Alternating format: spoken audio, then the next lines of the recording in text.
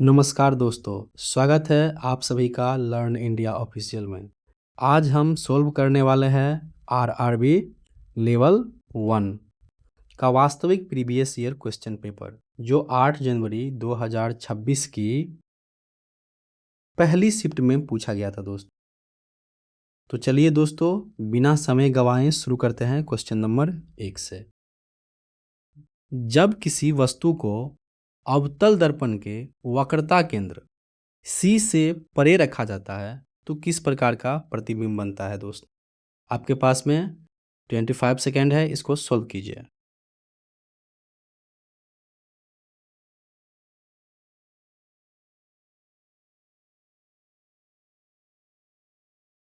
चलिए सॉल्व करना हम शुरू करते हैं। ये देखिए कि जब किसी वस्तु को अवतल दर्पण के वक्रता केंद्र सी से परे रखा जाता है तो किस प्रकार की प्रतिबिंब बनता है दोस्त। तो ये प्रतिबिंब बनेगा, ये वास्तविक बनेगा, उल्टा बनेगा और वस्तु से छोटा बनेगा दोस्त। वास्तविक, उल्टा और वस्तु से छोटा बनेगा। अब देख सकते हैं कि जब वस्तु को अवतल दर्पण के वक्रता केंद्र सी से बाहर रखा जाता है तो वस्तु से आने वाली किरणें परावर्तन के बाद फोकस और वक्रता केंद्र सी के बीच मिल जाती है। इसीलिए बनने वाला प्रतिबिंब वास्तविक, उल्टा और आकार में छोटा बन जाता है दोस्त। अब आती है बात की है अवतल दर्पण। तो अवतल दर्पण का उपयोग हम लोग कहाँ कहाँ करते हैं। तो हम लोग सेविंग मिरर के रूप में, जैसे हम दाढ़ी जो सेव करते हैं उस मिरर के रूप में इस्तेमाल करते हैं। टॉर्च में इस्तेमाल करते हैं। और हेडलाइट का जो वाहन होती है, इसमें जो हेडलाइट होता है ना, इस हेडलाइट में अवतल दर्पण का इस्तेमाल करते हैं दोस्त। जब हमारी त्वचा से पसीना स्वेट वाष्पित होता है तो हमें ठंडक का अनुभव होता है, किस कारण से। इनका सही उत्तर क्या हो जाएगा दोस्त। वाष्पन के लिए पसीना हमारी त्वचा से ऊष्मा अवशोषित कर लेती है, जिस कारण से हमें ठंडक महसूस होती है दोस्त। वाष्पीकरण एक पृष्ठीय प्रक्रिया है। कहने का मतलब है कि जैसे कि एक आप कढ़ाई ले ले या फिर कोई बर्तन ले ले, तो इसका पृष्ठ अगर इतना है, नीचे से फ्लेम आ रहा है तो वाष्पीकृत दर सबसे ज़्यादा सेकेंड नंबर वाले में होगा दोस्त। चंद्रमा पर किसी वस्तु का भार पृथ्वी पर उसके भार की तुलना में कैसा होता है। तो ये पृथ्वी पर उसके भार का 6वां भाग होता है। क्या होता है। पृथ्वी पर इसके भार के 6वां भाग होता है दोस्त। भार का सूत्र क्या होता है। W बराबर mg, मास मल्टीप्लाई ग्रेविटेशन से हम इनका भार निकाल सकते हैं दोस्त। और पृथ्वी के भार का कितना है, ये 1/6 रहता है। कहने का मतलब पृथ्वी पर किसी चीज़ का वजन अगर 600 किलोग्राम है तो चंद्रमा पर जाकर कितना हो जाएगा, ये 100 किलोग्राम। अगर ये बताइए, आप लोग एक क्वेश्चंस पूछते हैं कि अगर 100 kg मास है तो ये मून पर जाकर के कितना हो जाएगा। चलिए कमेंट बॉक्स में कमेंट कीजिएगा, क्या मास बदलेगा या नहीं बदलेगा, इसको कमेंट कीजिए। हम बैठे या सोते समय भी सांस क्यों लेते रहते हैं। इनका क्या कारण दोस्त कि हम बैठते समय भी और सोते समय भी श्वास लेते हैं। तो जीवन प्रक्रिया हेतु ऑक्सीजन की आपूर्ति के लिए हम लोग सांस लेते रहते हैं दोस्त। कोशिकीय श्वसन प्रक्रिया कहाँ होता है मुख्यतः, तो माइटोकॉन्ड्रिया में ये श्वसन प्रक्रिया होता है। माइटोकॉन्ड्रिया क्या कहते हैं, पावर हाउस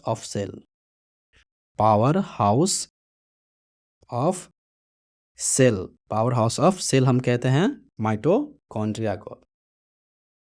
निम्नलिखित में से कौन सा एक समान वृत्तीय गति कर रही वस्तु का उदाहरण है। एक समान वृत्तीय गति कर रही वस्तु का उदाहरण है। तो एक समान चाल से पृथ्वी की परिक्रमा करता एक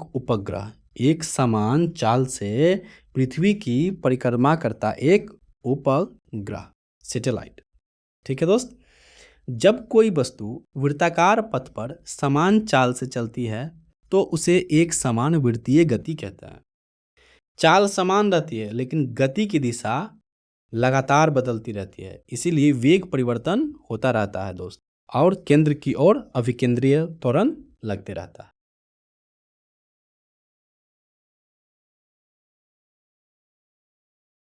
20 ओम के प्रतिरोधक पर 40 वोल्ट का विभवांतर प्रयुक्त करने पर इसमें कितनी धारा प्रवाहित होगी?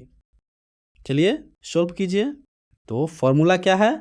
V बराबर आई आर होता है। तो कितना हो जाएगा? तो जब हम I निकालेंगे, हमको क्या बोल रहा है कि धारा कितना, तो I निकालेंगे तो कितना हो जाएगा? R by V। तो R V, तो R कितना है? 20, रेजिस्टेंस कितना है? 20। सॉरी, R निकाले हैं तो ये क्या हो जाएगा? एक मिनट, ये गलत हो गया। V बराबर आई आर सही है, हम I निकाले हैं तो V बाय आर हो जाएगा। ठीक है, तो वोल्टेज कितना है?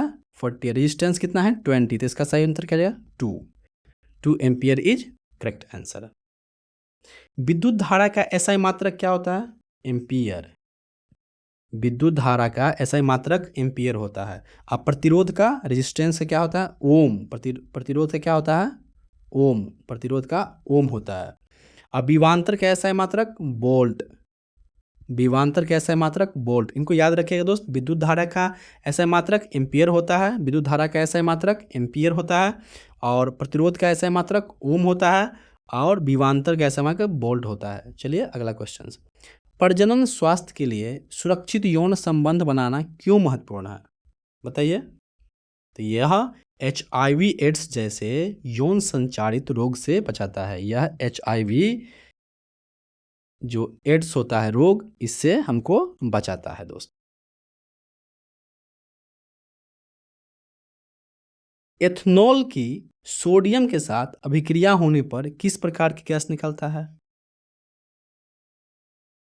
तो इससे हाइड्रोजन गैस निकलती है दोस्त। हाइड्रोजन गैस निकलती है। एथनॉल से जब अभिक्रिया कराएंगे तो हाइड्रोजन गैस निकलेंगी। एथनॉल का जो रासायनिक सूत्र है ये क्या है? एथनॉल का जो रासायनिक सूत्र है C2H5 और OH, इसका क्या है? रासायनिक सूत्र है दोस्त। अधात्विक ऑक्साइड और क्षार के बीच अभिक्रिया का सामान्य उत्पाद क्या है? अधात्विक ऑक्साइड और क्षार के बीच अभिक्रिया का सामान्य उत्पाद क्या होगा? इसका होगा लवण और जल। लवण और जल, साल्ट एंड वाटर। चलिए,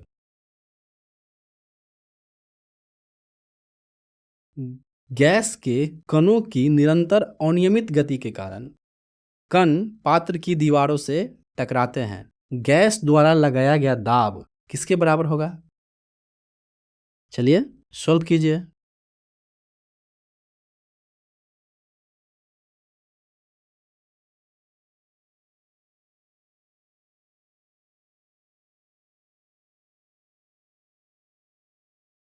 क्या होगा इसका सही उत्तर? पात्र की दीवारों पर प्रति इकाई क्षेत्रफल पर गैस के कणों द्वारा लगाए गए बल। ठीक है, इसका ऑप्शन सी हो जाएगा। आइए दाब को देखते हैं। तो प्रेशर, प्रेशर का एसआई मात्रक क्या होता है? पास्कल। प्रेशर का एसआई मात्रक क्या होता है? पास्कल। एक पास्कल बराबर क्या होता है? न्यूटन पर मीटर स्क्वायर। न्यूटन पर मीटर स्क्वायर इसका एक पास्कल बराबर होता है। दाब एक कैसा राशि है? प्रेशर एक कैसा राशि है बताइए? प्रेशर एक स्केलर मतलब कि अदिश राशि है। ये एक स्केलर क्वांटिटी है दोस्त, मतलब अदिश राशि है। चलिए, और वायुमंडलीय दाब मापने के लिए, जैसे कि वायु एटमॉस्फेरिक प्रेशर को हम जो मापेंगे, इसके लिए कौन सा यंत्र उपयोग करते हैं? तो बैरोमीटर। बैरोमीटर का हम लोग इस्तेमाल करते हैं। नेक्स्ट, 20 मीटर की ऊंचाई पर रखे गए 30 केजी द्रव्यमान के ब्लॉक की स्थितिज ऊर्जा कितनी होगी? चलिए सॉल्व कीजिए।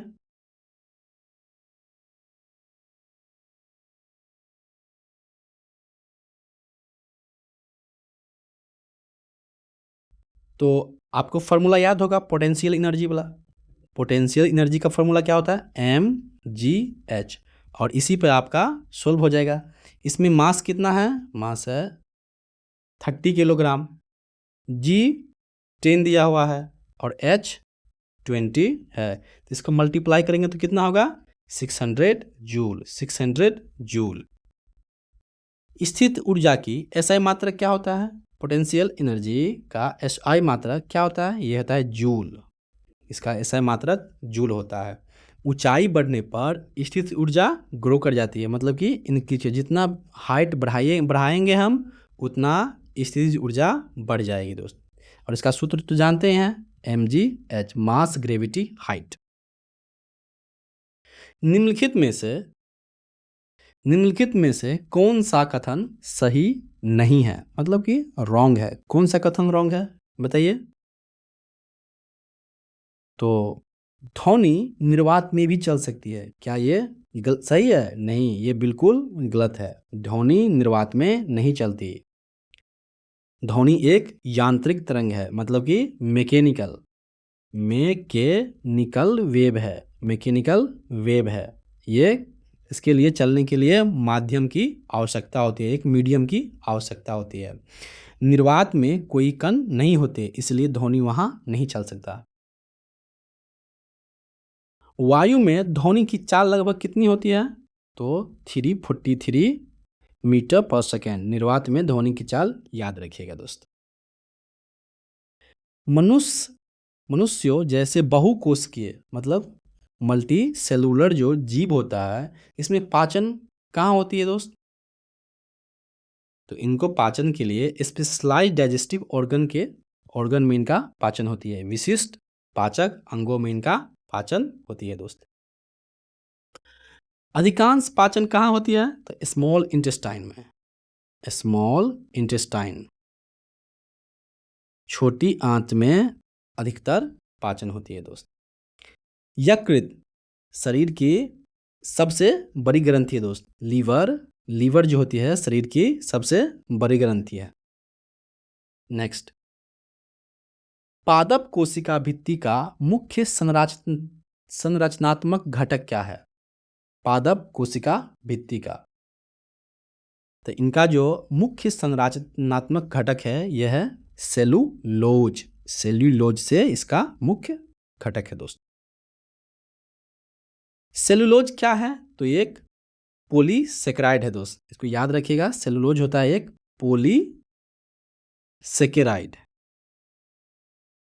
पॉलीसेकेराइड होता है। निम्नलिखित में से कौन सा हमारे शरीर के केंद्रीय तंत्रिका तंत्र का भाग है? बताइए, केंद्रीय तंत्रिका तंत्र का भाग कौन सा है? तो ये है कौन? Spinal cord. क्या होता है दोस्त? Spinal cord. स्पाइनल कोड बोले तो मेरुरज्जु जो है हमारे शरीर के केंद्रीय तंत्रिका तंत्र का भाग है, स्पाइनल कोड। चलिए आगे बढ़ते हैं। निम्नलिखित में से क्या घरेलू सर्किट में आमतौर पर श्रेणी क्रम में जुड़ा होता है? श्रेणी बोले तो सीरीज में जुड़ा होता है। क्या चीज घरेलू सर्किट में आमतौर पर सीरीज में जुड़ा होता है? चलिए सोल्व कीजिए, क्या जुड़ा रहता है? तो मेन फ्यूज। ठीक है, श्रेणी देखिए हम समझते हैं पैरेलल और सीरीज में। तो पैरेलल जैसे कि ये एक तार गया मेन लाइन, ठीक है, और ये सीरीज हुआ तो ये भी जा रहा है मेन लाइन, ये भी जा रहा है मेन लाइन, ये भी जा रहा है मेन लाइन। तो ये ABC और ये पैरेलल, तो इससे हम कहीं पे यहाँ पर स्विच लगा देंगे मेन जो पैरेलल में जा रहा है। तो ये दो तार हम यहाँ से ले लिए, तो यहाँ से एक ले लिए कनेक्शन, एक यहाँ से कनेक्शन ले करके, फिर एक यहाँ से, फिर एक यहाँ से ले लिए। तो यहाँ से और यहाँ से दोनों कनेक्शन से जो कोई चीज़ करेंगे, यहाँ पे स्विच लगा के जब कुछ काटेंगे तो ये जो कनेक्शन होती है ये पैरेलल कनेक्शन होती है। और सीरीज में मेन मुख्य रूप से होता है कि हम सीरीज में फ्यूज का इस्तेमाल करते हैं। क्या का? मेन फ्यूज का, ताकि सीरीज का मतलब है कि एक जगह अगर कोई तार कट हो जाएगा, ये तार यहाँ से अगर छोड़ दे इलेक्ट्रॉन का प्रवाहित करना, तो सारा इधर का इधर लाइन कट जाएगा, कोई भी करंट पास नहीं होगा दोस्त। तो इसको हम उपयोग कहाँ करते हैं? तो उसका उपयोग हम करते हैं मेन फ्यूज में। मेन फ्यूज में इस्तेमाल कैसे करते हैं इसको? क्योंकि सारा वो कट जाए दोस्त। फ्यूज तार का क्या होता है? गलनांक। गलनांक जो होता है फ्यूज तार का बहुत ही कम होता है, और ये हीटिंग इफेक्ट पर काम करता है। ठीक है, हीटिंग इफेक्ट पर फ्यूज काम करता है दोस्त। एक किसान अपनी फसल से प्राप्त अनाज को नमी तथा गर्मी वाले एक कमरे में भंडारित करता है। कुछ हफ्ता बाद अनाज खराब हो जाता है और उसकी मात्रा कम हो जाती है। इसका सबसे संभावित कारण क्या है? बोलिए, इसका सबसे संभावित कारण क्या है? तो इसका है भंडारण की अनुचित परिस्थिति। मतलब कि भंडारण आप क्या होता है कि आपको भंडारण कहाँ करनी चाहिए? तो भंडारण करनी चाहिए सूखा चीज़, सूखा जगह, जैसे कि नमी अगर गर्मी अगर आपके पास मतलब कि अनाज के भंडारण के जगह पर रहेगा, तो क्या हो जाएगा? उसमें फफूंद लग जाएंगे, बैक्टीरिया लग जाएगा और कीट बढ़ जाएगा। इसीलिए अनाज को कम नमी वाले स्थान पर संग्रहित करना चाहिए दोस्त। कौन सा शब्द ठोस पदार्थों में गति की निकटता का वर्णन करता है? बताइए कौन सा शब्द? तो इसका सही उत्तर क्या आ जाएगा? अंतर कण स्थान। अंतर कण स्थान मतलब कि जैसे कि पार्टिकुलेट होता है, जैसे कि कण होता है, कण। इस कण में कितना जगह, जैसे कि ये लीजिए और एक ये लीजिए, तो इसमें इतना कण है और इसमें इतना कण है। मतलब कि ये मुख्य रूप से डेंसिटी के रूप में आप कह सकते हैं कि ठोस पदार्थों में कणों की निकटता का वर्णन कौन करता है? तो अंतर कण स्थान। ठोस में जो कण होते हैं ये बहुत पास पास होते हैं, बहुत नज़दीक होते हैं, बहुत ठूसा हुआ रहता है, लेकिन जो लिक्विड रहता है, गैस रहता है, उसमें कम रहता है अपेक्षाकृत। मुख्य अक्ष पर वह बिंदु जहां मुख्य अक्ष के समांतर किरणों दर्पण से परावर्तन के बाद अभिसारित होती है या अपसरित होती हुई प्रतीत होती है, निम्नलिखित में से क्या कहलाता है? तो ये क्या कहलाता है? प्रिंसिपल फोकस, मतलब कि मुख्य अक्ष इसको कहते हैं दोस्त। यदि किरणें मुख्य अक्ष के समांतर आती हैं तो परावर्तन के बाद वे मुख्य फोकस पर मिल जाती है दोस्त।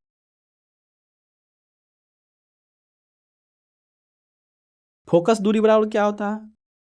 तो फोकस दूरी का फॉर्मूला होता है r/2। इनको याद रखिएगा। नेक्स्ट, अनुकूल पर्यावरणीय परिस्थितियों में बीज से नए पौधे के उद्भव को क्या कहा जाता है? बीज से नए पौधे का जन्म लेता है, उनको क्या कहेंगे? उनको क्या कहेंगे? अंकुरन। अंकुरन, जर्मिनेशन। क्या कहेंगे? जर्मिनेशन कहते हैं उसको, अंकुरन कहा जाता है। अंकुरन के लिए क्या आवश्यकता होती है? तो वाटर, ऑक्सीजन और टेम्परेचर की आवश्यकता होती है दोस्त। चलिए, और ऑक्सीजन की बात हुई है तो हम जान ही लेते हैं कि हमारे वायुमंडल में कितनी ऑक्सीजन है। तो वायुमंडल में लगभग 20.95 अराउंड 21% लगभग ऑक्सीजन हमारे वायुमंडल में। ऑक्सीजन का परमाणु द्रव्यमान कितना है? तो 16 परमाणु द्रव्यमान है। और परमाणु क्रमांक, एटॉमिक नंबर इनका 8 है। इनको याद रख लीजिएगा। निम्नलिखित में से कौन सा सबसे छोटा एल्केन है जो एक स्थिर वलय बना सकता है? तो क्या है ये? साइक्लोप्रोपेन। क्या है? Cyclopropane. Option B is correct answer. Cyclopropane की मोलिक्यूलर फॉर्मूला क्या है दोस्त? तो C3H4 इसका फॉर्मूला होता है। इनकी रिंग्स में 3 कार्बन्स अणु होते हैं दोस्त, 3 कार्बन्स अणु होते हैं। चलिए, निम्नलिखित पदार्थों और उनके आयनों का मिलान करें। स्तंभ ए, स्तंभ बी। ये इस प्रकार का प्रश्न थोड़ा सा लिखने में गड़बड़ हो गया है, आपको हम आंसर लिख कर बता देते हैं दोस्त। क्या होगा? तो इनका आंसर क्या है? ए का 1, बी का 2, ए का 1, बी का 2, तो और सी का 3 और डी का 4। आप थोड़ा एक बार देख लीजिएगा क्योंकि ये टाइम लगेगा, थोड़ा सा फॉर्मेट लिखने में गड़बड़ हो गया था। नेक्स्ट क्वेश्चन, यदि तय की गई दूरी आधी कर दी जाए तो समय समान रहे तो रैखिक वेग क्या होगा दोस्त? अगर दूरी को आधा कर देंगे तो रैखिक वेग कितना होगा? तो रैखिक वेग भी क्या हो जाएगा? आधा हो जाएगा। आपका वेग का सूत्र पता होगा, डी वाई क्या होता है? D by T, D by T. तो हमको टाइम क्या करना है? टाइम तो कांस्टेंट रखना है, लेकिन दूरी को आधा कर देंगे, तो दूरी को आधा कर देंगे तो इसका रैखिक वेग कितना हो जाएगा? वो भी आधा हो जाएगा दोस्त। विष्णु का उदर गुहा के बाहर वृष्णकोश में स्थित होने का मुख्य कारण क्या है? वृष्णु का उदर गुहा के बाहर वृषणकोश होने का स्थिति का मुख्य कारण क्या है दोस्त? तो शुक्राणु निर्माण को सुगम बनाने के लिए, क्योंकि इसके लिए शरीर के तापमान से कम तापमान की आवश्यकता होती है, जिसे लिए शुक्राणु, ठीक है, शुक्राणु निर्माण के लिए। तो शुक्राणु निर्माण के लिए जो टेम्परेचर की आवश्यकता होती है, ये कितना होता है? ये होता है 2 degree centigrade to 3 degree centigrade के बीच, इसको शुक्राणु निर्माण के लिए आवश्यकता होती है दोस्त।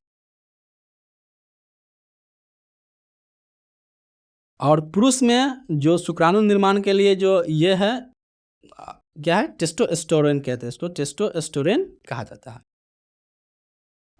असंतृप्त कार्बन, संतृप्त कार्बन यौगिकों की तुलना में क्या होते हैं? कम अभिक्रियाशील होते हैं, अधिक संतृप्त होते हैं, बराबर अभिक्रियाशील होती है और अधिक अभिक्रियाशील होती है। तो इसका सही उत्तर क्या है? अधिक अभिक्रियाशील होती है दोस्तों। असंतृप्त कार्बन संतृप्त कार्बन की तुलना में अधिक अभिक्रियाशील होती है दोस्तों। कार्बन, और कार्बन के बारे में हम लोग जान लेते हैं कि कार्बन का क्या ये होता है। तो कार्बन का जो प्रतीक होता है, रासायनिक प्रतीक, ये क्या होता है? सी होता है, और उनके परमाणु क्रमांक 6 होते हैं, ठीक है दोस्त। और उसका वैलेंसी कितना होता है? वैलेंसी, वैलेंसी भी इसका कितना होता है? 4। वैलेंसी, कार्बन का वैलेंसी कितना होता है? 4 होता है दोस्त। इसका जो अप्रूप पूछता है कि इसका मतलब अप्रूप कौन कौन होता है, तो अप्रूप होता है हीरा, डायमंड और ग्रेफाइट और फ्लोरीन। इसका ये डायमंड, ग्रेफाइट और फ्लोरीन इनका अप्रूप होता है। हीरा बहुत कठोर होता है, जबकि ग्रेफाइट विद्युत का सुचालक होता है दोस्त। नेक्स्ट, एक वर्ग का क्षेत्रफल, अब मैथ में हम लोग घुस रहे हैं, मैथ को सोल्व करेंगे। एक वर्ग का क्षेत्रफल 15.21 सेंटीमीटर है। इस वर्ग का परिमाप क्या होगा? तो वर्ग का परिमाप क्या होता है? 4 गुने भुजा। और इसका क्षेत्रफल हमको यही पूछा है, तो उसका क्षेत्रफल कितना है? वर्ग का क्षेत्रफल क्या होता है? भुजा स्क्वायर, तो 1521, 1521। और इसका आपको वो क्या, तो इसको वर्गमूल याद होना चाहिए कि स्क्वायर किसका कितना होता है, ठीक है। तो हम 39 का स्क्वायर, 39 का स्क्वायर कितना होता है? 1521, 1521 होता है। तो ये बराबर कितना हो जाएगा? 15.21, क्योंकि हम यहाँ से स्क्वायर को हटाएंगे तो इधर से रूट चल जाएगा, तो 15.1। इसको हम सॉरी 39 आ जाएगा, ठीक है, 39 आ जाएगा। 3.9 इसको 4 से गुना करेंगे, क्योंकि हमको ये निकालना है, परिमाप निकालना है, तो इसे गुना करेंगे।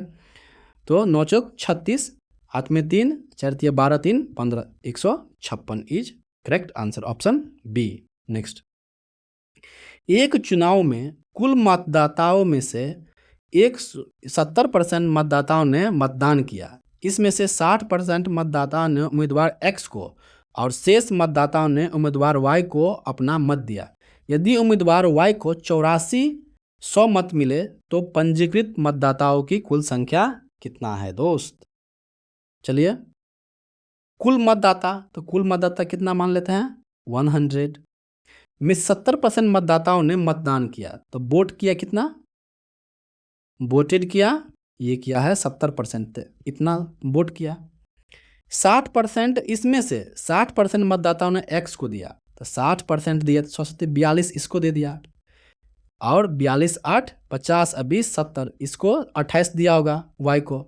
शेष मतदाताओं ने वाई को 28 मत दिया, ठीक है। यदि उम्मीदवार वाई को कितना मिल रहा है, 8400 मत मिल रहा है, तो पंजीकृत मतदाताओं कुल संख्या कितना होगा, इसका 100 बराबर पूछ रहा है। तो 28 दिया कितना होता है, 84, 28 दिया 84, तो 300 अगुने 100 बराबर 30,000। कुल पंजीकृत मतदाताओं की संख्या कितना होगा, 30,000। नेक्स्ट, वह बड़ी से बड़ी संख्या ज्ञात करना है जिससे 105, 244 और 1343 को विभाजित करने पर क्रमशः 5, 4 और 3 शेषफल प्राप्त हो सके दोस्त। तो इसका इस कैसे सोल्व करते हैं, तो हम लिखेंगे 1005 माइनस 5 करेंगे, फिर 244 माइनस 4 करेंगे, और फिर 1343 माइनस में 3 करेंगे। इसको शेषफल को घटा देंगे दोस्तों। घटाया कितना आ जाएगा, ये 1000 हो जाएगा, ये 240 हो जाएगा, और ये 1340 हो जाएगा दोस्त। और सबका क्या करेंगे, हम HCF निकालेंगे, ठीक है। इन सब का हम HCF निकालेंगे। तो HCF निकालिए, 1000 और 240 का, और फिर 40 का और 1340 का। तो इसका HCF निकालेंगे तो कितना आ जाएगा दोस्त, चलिए, तो ये आ जाएगा 40, और इसका HCF निकालेंगे तो ये 20। तो दोस्त सबसे बड़ी संख्या क्या है, ये कितना हो जाएगा सबसे बड़ी संख्या, इसमें 20 इसका HCF हो जाएगा दोस्त। ऐसे भी आप देख सकते हैं कि सबसे बड़ी संख्या लीजिएगा तो 25 से तो ये कटेगा ही नहीं, ऐसे मौखिक दीजिए, ठीक है। और ये 30 से भी तो कटेगा नहीं, ये 5 कटेगा नहीं, तो बस इसका आंसर 30 हो जाएगा, सॉरी कितना हो जाएगा, 20। एक खुदरा विक्रेता खरीदारों को एक वस्तु पर दी गई छूट किस्मों प्रदान करता है। निम्नलिखित में से कौन सी किस्म ग्राहक के लिए सबसे कम लाभदायक होगा। कम लाभदायक कब होगा, जो कम छूट मिलेगा, जब कम छूट मिलेगा तो कम लाभदायक होगा। पहला में कह रहा है कि 34% की छूट दी गई, आइए देख लेते हैं।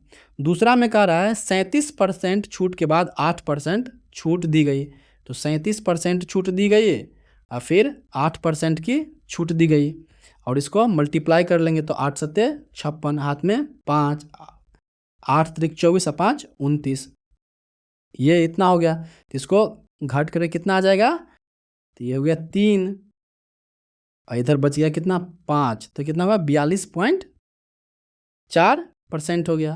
तो इसके अनुरूप फिर एक और है, ये 7% की छूट दे रहा है, माइनस 7 49, हाथ में 4, 7 9 14 4 18, ये इतना घटाएंगे तो कितना हो जाएगा, इधर 11 पॉइंट में आ जाएगा, तो ये 2, इधर बचना 25, 25 7 32। तो सबसे जो कम छूट कहाँ मिल रहा है उसको, तीसरा वाला में, मतलब कि ये तीसरा वाला में सबसे कम छूट मिल रहा है, तो option D is correct. P और Q मिलकर किसी टंकी को 6 घंटे में पानी से भर सकते हैं। यदि P अकेले उसी टंकी को 12 घंटे में पानी से भर सकता है, तो Q अकेले उसी टंकी को 1/4 भाग को कितने घंटों में भरेगा। मान लीजिए P प्लस Q दोनों मिलकर काम करे तो 6 घंटों में भर देगा। यदि P अकेले उसको 12 घंटे में भर सकता है, तो Q अकेले उस टंकी को 1/4 कितने बार, तो पहले देखते हैं कि टंकी को कैपेसिटी निकालते हैं। तो इसका कैपेसिटी कैसे निकालते हैं टंकी का, तो इसका LCM लेते हैं, तो LCM कितना हो गया 12। अब देखिए P जो Q है ये 6 घंटे में भर सकता है, तो 1 घंटे में कितना भरेगा 2 यूनिट, और ये 12 घंटों में भर सकता है तो 1 घंटा में 1 यूनिट भरेगा। तो P प्लस Q दोनों भर रहा है 2 घंटा में, अब P भर रहा है 1 घंटा में, तो हमको क्या निकालना है Q अकेले, तो Q का निकालना है, तो P हटा देंगे इसमें से कितना बचेगा, 1 ही बचेगा, Q का भरा है, Q अब 1 के स्पीड से भरेगा, और टंकी के 1/4 भाग का भरना है, तो टंकी की कैपेसिटी 12 और उसका भरना है 1/4, तो कितना बच गया, ये 3 बच गया, तो इससे इसके डिवाइड कर देंगे तो 3 इसका करेक्ट आंसर हो जाएगा। नेक्स्ट, एक टैंक में 3 पाइप लगा है A B C. Pipe A tank को 4 घंटे में, पाइप ए टैंक को 4 घंटे में, पाइप बी जो है इसे 6 घंटों में भर देता है और पाइप सी इसे 12 घंटों में खाली करता है। यदि तीनों पाइप को बारी बारी से 1 घंटे के लिए खोला जाए तो पहले ए को, फिर बी को, फिर सी को, तो टैंक को भरने में कितना समय लगेगा। तो सबसे पहले इसका क्षमता निकालते हैं। तो क्षमता कैसे, एलसीएम। तो एलसीएम कितना हो जाएगा 12। ठीक है, ये भरता है तो इसका 4 तिया 12, ये 3 के स्पीड से, 6 दूना 12, ये 2 के स्पीड से, और ये घटाएगा कितना, 1 के स्पीड से कम करेगा। और ये बारी बारी तो पहले एक काम करेगा, तो ये पहले एक ए भर गया, फिर बी भरेगा, फिर सी खाली करेगा। तो ये तीन घंटे में क्या करेगा, ये कितना भरेगा, तो 3 2 5 - 1 बराबर 4 भर देगा। फिर अगले, तो फिर अगले 4 भरेगा तो 8 हो गया। और फिर शुरू करेगा ए, तो फिर शुरू ए करेगा तो फिर 3 यूनिट भर देगा। फिर शुरू करेगा बी, तो बी भरेगा तो फिर 2 यूनिट भर देगा। तो 4 4 8 3 11, 11 2 13, तो 11 हो गया। तो 11 1 12, 1/2, तो कितना लग गया उसको समय, 3 3 6 1 7। ठीक है, ये घंटा लगा ही नहीं क्योंकि ये 1/2 में चला गया, तो ये 7 1/2 इज करेक्ट आंसर। 1800 के मूलधन पर 10% की वार्षिक चक्रवृद्धि ब्याज की दर से 2 वर्षों में प्राप्त मिश्रधन क्या होगा। चक्रवृद्धि ब्याज पूछ रहा है, तो चक्रवृद्धि ब्याज कैसे निकालते हैं, तो 10 से हम कर लेते हैं 11, और फिर क्या करते हैं 10 से 11, ये फॉर्मूला है। तो ये प्रिंसिपल निकालने का कितना है 100 100, तो प्रिंसिपल कितना दिया है उसको 18 100 दिया हुआ है प्रिंसिपल। आइए चक्रवृद्धि ब्याज कितना हो गया, ब्याज नहीं मिश्रधन, इसका कितना हो गया, ये इसका मिश्रधन हो गया 121। इसको काट दो, ये दोनों कट जाएगा, तो 1 यूनिट बराबर कितना हो गया 18। तो हम करेंगे 121 यूनिट बराबर, तो 18 हाथ में 1, 18 × 36 137, हाथ में 3, 18 3 21, तो 2178 is correct answer, option B. ये कह रहा है, चलिए इसको सोल्व करते हैं। तो इसको सोल्व करते हैं, कितना हो जाएगा, ये रूट में है तो ये 13, और 2 के स्क्वायर 4, मल्टीप्लाई 3 के स्क्वायर 9, तो 9 चौक 36, 36 को 13 में जोड़ेंगे तो कितना हो जाएगा 49। इस पर भी ये वर्ग दिया हुआ है तो कितना हो जाएगा 7, वेरी गुड। और ये प्लस आ गया, तो इधर इसको सोल्व करते हैं।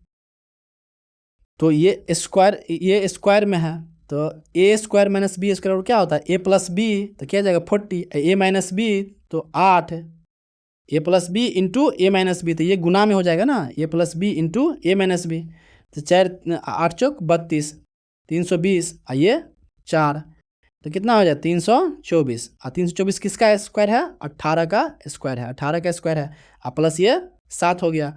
अब होल स्क्वायर भी दिया हुआ है, तो 18 7 कितना हो जाएगा 25, 25 का कितना हो जाएगा 5, 25 का 5। चलिए, एक स्टोर घरेलू सामान पर 5 खरीदे 16 मुफ्त पाए, तो गजब का ऑफर है भाई। ठीक है, ऑफर दे रहा है, स्टोर द्वारा दी जा रही शुद्ध छूट लगभग कितना होगा। तो छूट पूछ रहा है तो छूट को ऊपर रख दो, और टोटल पर, तो टोटल कितना हो जाएगा 21। इसको किसी भी भिन्न को फ्रैक्शन को भिन्न परसेंटेज बना के 100 से इसको गुना करते हैं। तो चलिए, ये हो गया 1600, इसको 2100 से भाग देंगे तो 21 सत्ते कितना हो जाएगा 147, 3 50 और 10 60 हो गया, फिर 0, और 21 छक्के 126, ये छक्के 126 होता है ना। चलिए ठीक है, तो 4 हो जाएगा, इधर ये कट गया, फिर इधर पॉइंट, तो ये 0, 21 सेकंड 21, तो बस 76 जब आ गया तो आगे सोचने की जरूरत नहीं है, सब हटा के दिया गया है। यदि एक गोले की त्रिज्या में 25% की वृद्धि की जाए तो उसके क्षेत्रफल में कितने % की वृद्धि होगा। तो इसका फॉर्मूला है a + b + a+b/100, तो ये फॉर्मूला है।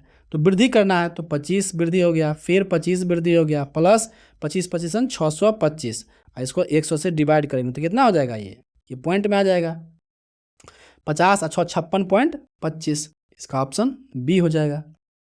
निम्नलिखित में से डेटा का बहुलक कितना है? बहुलक, बहुलक मतलब क्या? सर्वाधिक बार जो लिखा गया उसको देखना है, ठीक है? जो सर्वाधिक बार लिखा गया है उसको हमको सोल्व करना है। चलिए सोल्व कीजिए। सबसे पहले शुरू करते हैं 55 को। 55 को शुरू करते हैं कि 55 कितना बार लिखा गया है। देख लीजिए 55 तो एक ही बार है, ठीक है। 45 45 कट गया, 1 2 3 4 बार लिखा हुआ है। अब 44 1, ये भी एक ही बार है। 44 के बाद कितना है? 48, तो 1 2, ये 2 ही बार है।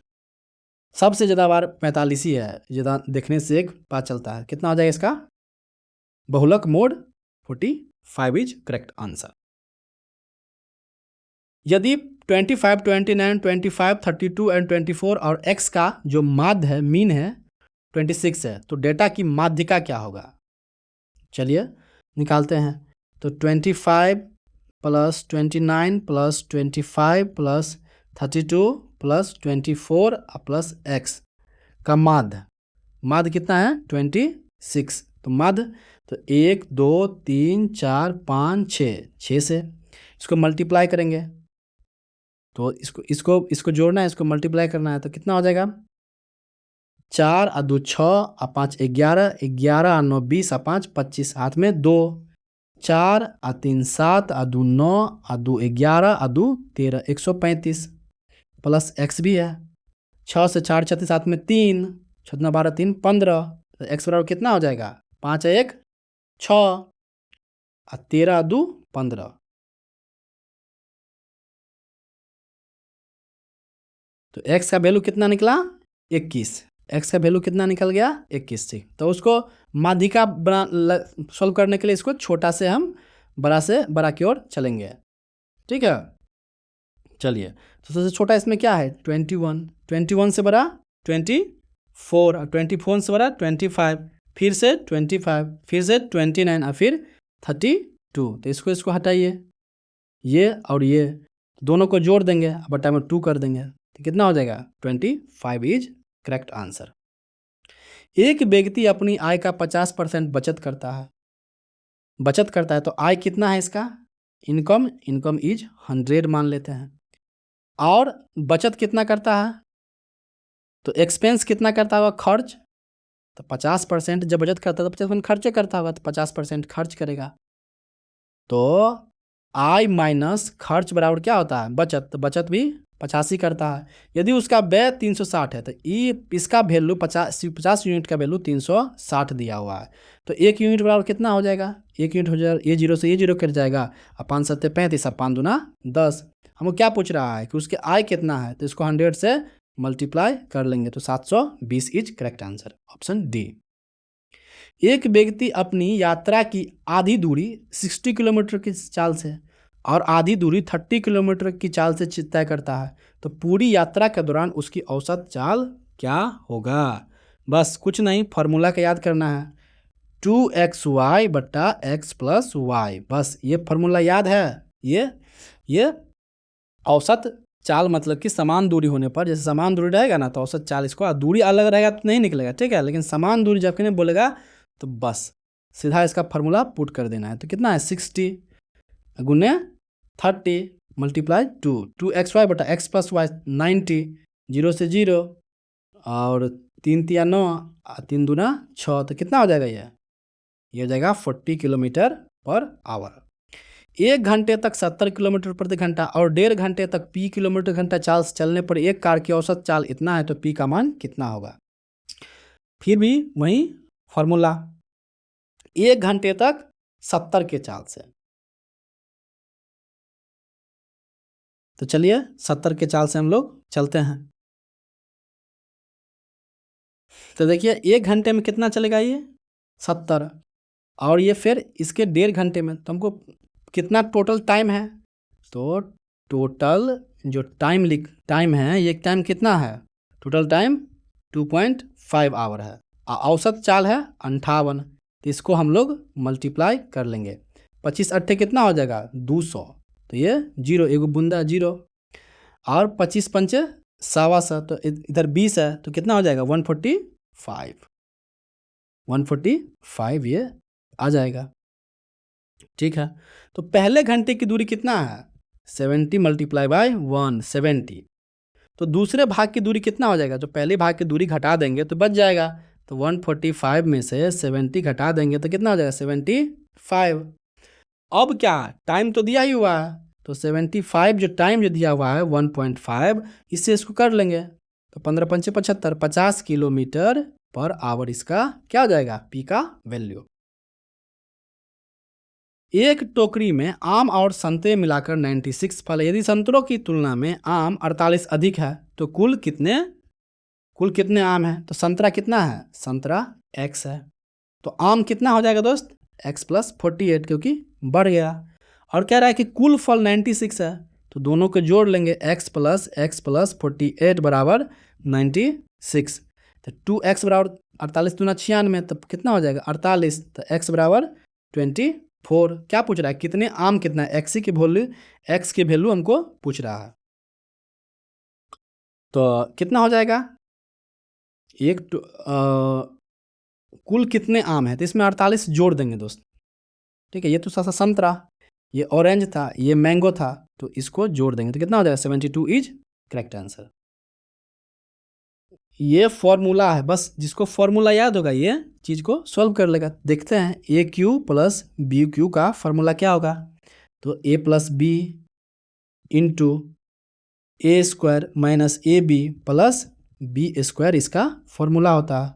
तो बस नीचे में लिखा हुआ है, देख लीजिए, ये लिखा हुआ है A square minus A B plus B square, तो ये इसके ये कट जाएगा, तो क्या बच जाएगा ए बी बचेगा, ए बी इसका जोड़ है। ठीक है, तो इसको जोड़ेंगे कितना हुआ, ये 8 9 17, option B is correct. Sec square 50 और टेन 50, तो इसका फॉर्मूला है sec square theta minus tan square theta बराबर 1, ये आइडेंटिटी है, बस इसका फॉर्मूला क्या आ जाएगा, ऑप्शन सी इज करेक्ट, बस ये फॉर्मूला पर ही था। 38 घंटे 2 दिन से अनुपात इसमें से किसके बराबर है, 38 घंटा, देखिए 38 घंटा और ये 2 दिन 24 दूना 48 घंटा, तो बस 2 से 19, तो 19 ही आ गया, 19 से तो कटेगा ना, भाज्य संख्या जिसमें 19 है उसको ठोक दीजिए, बस बात खत्म। यदि संख्या इतना है, कोई 11 से विभाजित करने पर x माइनस वाई का ज्ञात कीजिए। चलिए, तो इसमें तो पता ही है, विषम स्थानों का योग माइनस सम स्थानों का योग कर देंगे तो ये 11 का गुणज होना चाहिए, तो विषम स्थान और सम स्थान से 1 2 3, तो कितना 9 2 7 और 2 प्लस 2 बराबर 9 प्लस y हो गया, ये विषम संख्या। और सम संख्या का और जो कितना हो जाएगा x प्लस 3 प्लस 5 बराबर x प्लस 8 इसका हो जाएगा, सम विषम का योग हो गया दोस्त। चलिए, अब इसका हम अंतर निकालेंगे, तो 9 plus Y minus X plus 8 बराबर कितना हो जाएगा, तो 1 प्लस वाई माइनस एक्स, यह 11 का क्या होना चाहिए, ये 11 का गुणज होना चाहिए। और जो विकल्प हमको दिया है उसमें हम क्या करेंगे, जब 3 रखेंगे, जब हम x माइनस वाई बराबर 3 रखेंगे तभी ही इसका मान इस पर पुट होकर के सही हो जाएगा दोस्त। x माइनस 3 रखने के बाद ये संतुष्ट कर जाएगा, तो option B is correct answer. यदि किसी संख्या के 4/7 के 20% का 10% इतना है तो वह संख्या ज्ञात कीजिए। तो संख्या के 4/7 के 20% 1/5 का 10% 1/10 बराबर 648 है। इसको फ्रैक्शन में लिखा जाता है, वो 20% बराबर होता है 1/5, फ्रैक्शन तो देगा था 10% बराबर 1/10 होता है, इसमें कोई सोचने वाली बात नहीं है। तो वह संख्या कितना होगा, बस इसको काटाकुटी शुरू कीजिए। तो 4 से 16 4 दूना 8, इसको बस मल्टीप्लाई करना है। अब 7 गुने 5 गुने 10 गुने और 162 को मल्टीप्लाई करना है, कितना हो जाएगा, तो 1620 10 से फिर 5 से, तो 0/2, तो 2 8 16 2 1 2 0 0 और फिर 7 से गुना कर लेंगे, 0 0 7 8 सत्ते 56, 56,700 ऑप्शन सी इज करेक्ट।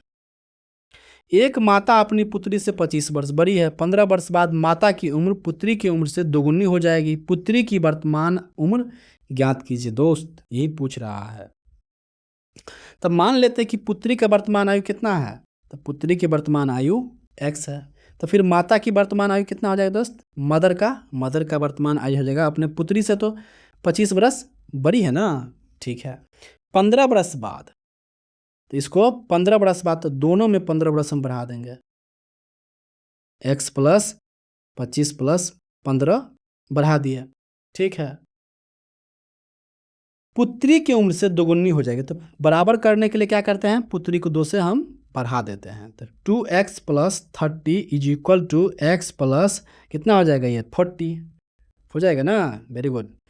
तो x बराबर कितना हो जाएगा, 10। हमको क्या पूछा, पुत्री की वर्तमान उम्र ज्ञात करने के लिए, तो क्या हो जाएगा, ऑप्शन सी इज करेक्ट।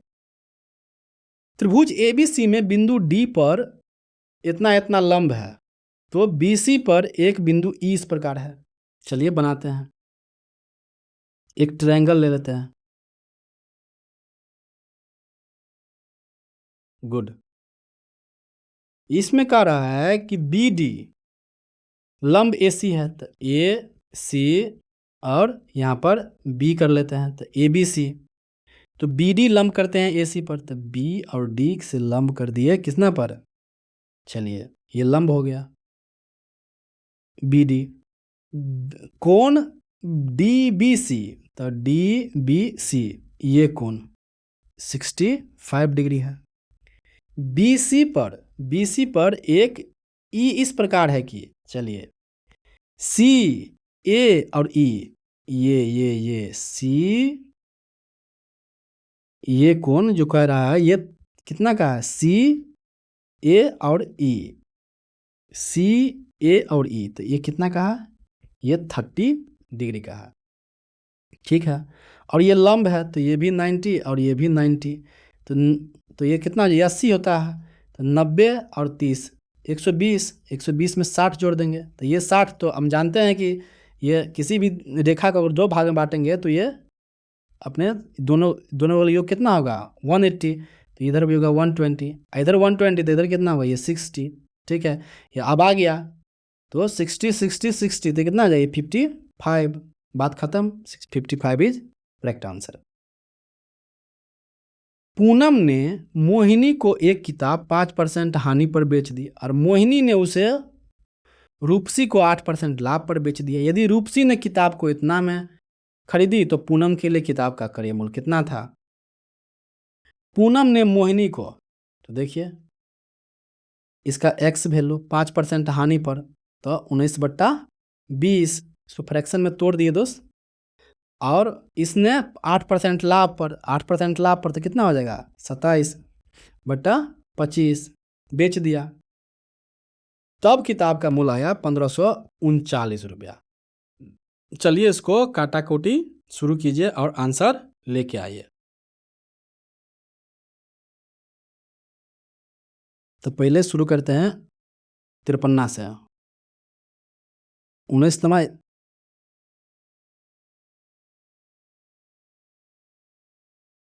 घटेगा ना, ठीक है। 19 से ये 8 हो गया, और 100 ये 52 हो गया, तो 1 और 9 बच गया, तो ये 81 हो गया, और 27 दिया 81। फिर 25 दूना 50, मतलब कि 500, 3 पंचे 1500। Correct answer is C. यदि 896 केले 3 बंदरों में इसके अनुपात में वितरित किए गए, तो तीसरे बंदर को कितने मिले। इसको पहले जो अनुपात लिखा हुआ है 4/6 और 2/2 और 2/2 लिखा हुआ है, तो इसको कैसे हम अनुपात में तोड़ेंगे। तो पहले इसका नीचे वाला हर का है, इसको LCM लेंगे, तो LCM कितना आएगा, 6। इसको 6 से मल्टीप्लाई करेंगे सभी में, तो मल्टीप्लाई कर लिए, तो 6 कट गया, तो ये 4 बच गया। द्वितीय 6, 3 दूना 6, तो ये कट गया। द्वितीय 6, 3 दूना 6, ये कट गया। द्वितीय 6, 3 दूना 6। चलिए, तो 6 6 12 4 16, तो 896 को 16 से डिवाइड करते हैं। 16 85, सोचा 96, तो 56 केला पड़ेगा 1 यूनिट का, 1 यूनिट में 56। तो अब क्या कह रहा है तीसरे बंदर को, तो 56 गुने 6 मिला, तो 4 36 साथ में 3 और 56 36 3 33, मतलब 336। Option B is correct answer. A B C D E F मतलब 6 व्यक्ति,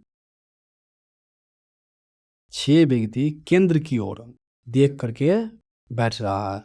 1 2 3 4 5 और 6 व्यक्ति। डी के बाएं दूसरे स्थान पर बैठा है, तो डी के बाएं दूसरे स्थान पर बैठा है कौन? बी। एफ ए का निकटतम है, तो ए का निकटतम एफ हो सकता है, दाएं बाएं नहीं पता, अभी आगे पढ़ते हैं। बी ए का ठीक दाएं पड़ोस में बैठा है, ए के ठीक दाएं पड़ोस में बैठा है, तो ए के ठीक दाएं पड़ोस में बैठा है बी, तो ए के दाएं पड़ोस में बैठा है ठीक बी, और ए के पड़ोसी कौन है? एफ। ई के बाएं दूसरे स्थान पर बैठा है, तो ई के बाएं दूसरे स्थान पर बैठा है सी, ई के बाएं दूसरे स्थान पर बैठा है सी। तो कह रहा है ए के सापेक्ष में सी का स्थान, तो दाएं से दूसरा, ऑप्शन डी। नेक्स्ट, अंग्रेजी वर्णमाला क्रम के आधार पर निम्नलिखित 4 समूह युग्म में से दिया गया है। तो सॉल्व करना है दोस्त, चलिए क्या है? तो K L H I L M N O O P L M P Q S S, तो ये बी गलत है। Next, A B C D E F G 7 व्यक्ति, कितना व्यक्ति है दोस्त? 7 व्यक्ति इसमें बैठे हुए हैं केंद्र की ओर अभिमुख करके। तो ये देखिए 7 व्यक्ति को हम लोग बैठा दिए, 7 व्यक्ति, ठीक है। ए के बाएं से गिनने पर ए और ई के बीच केवल एक व्यक्ति बैठा है। ए के बाएं से गिनने पर, ए के बाएं से गिनने पर ए और ई के बीच में केवल एक लोग बैठा हो। सी के दाएं से तीसरे स्थान पर बैठा है बी, तो सी के दाएं से तीसरे स्थान पर बैठा है बी, तो सी के यहां रख देते हैं। सी के दाएं से किस स्थान पर? तीसरे स्थान पर, तो 1 स्थान 2 स्थान 3 स्थान किन बैठा है? बी बैठा हुआ। डी एफ के बाएं से तीसरे स्थान पर बैठा है, एफ के बाएं से तीसरे स्थान पर। एफ यहाँ देते हैं तो नहीं होगा, एफ यहाँ देंगे तो एफ यहाँ देते हैं, तो एफ के बाएं से तीसरे स्थान पर, हाँ तो एफ के बाएं से तीसरे स्थान पर, तो 1 2 3 कौन बैठा है? डी, डी बैठा हुआ है तीसरे स्थान पर। डी के दाएं पड़ोस में बैठा है बी, ठीक है। डी का निकटतम पड़ोसी नहीं है जी, तो जी नहीं पड़ोसी, तो जी यहाँ आ गया। तब कह रहा है कि एफ के दाएं से गिनने पर सी और एफ के बीच कितने लोग बैठे हैं? एफ के दाएं से गिनने पर, तो एफ के दाएं से गिनने पर सी के तरफ तो एक ही लोग बैठे हुए हैं, ऑप्शन ए इज करेक्ट। किसी निश्चित कूट भाषा में ए प्लस बी का अर्थ है बी का पुत्र है ए। चलिए बनाते हैं। तो माइनस में क्या दिया हुआ है? प्लस में दिया हुआ है पुत्र, और माइनस में दिया हुआ है भाई, और गुना में दिया हुआ है पत्नी, और एंड में दिया हुआ है पिता। आपको लिखना नहीं है, लिखना में टाइम लैप्स हो जाएगा। पिता है, तो माइनस में क्या है? भाई है। तो टी का भाई कौन है? टी का भाई है के, और ये प्लस में क्या है?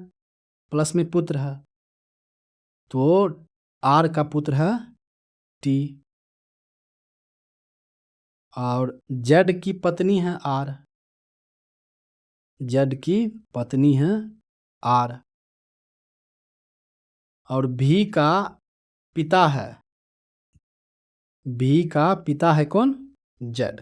Very good. तो के का भी से क्या संबंध है? तो देखिए के का भी से क्या संबंध है, ये दोनों पति पत्नी है, जैसे बेटा, तो इसका भी ये भी क्या होगा? पुत्र न होगा। के का भाई से क्या? के का के का भी से, तो ये दोनों तो भाई, सेम जेंडर, भाई में आ गया।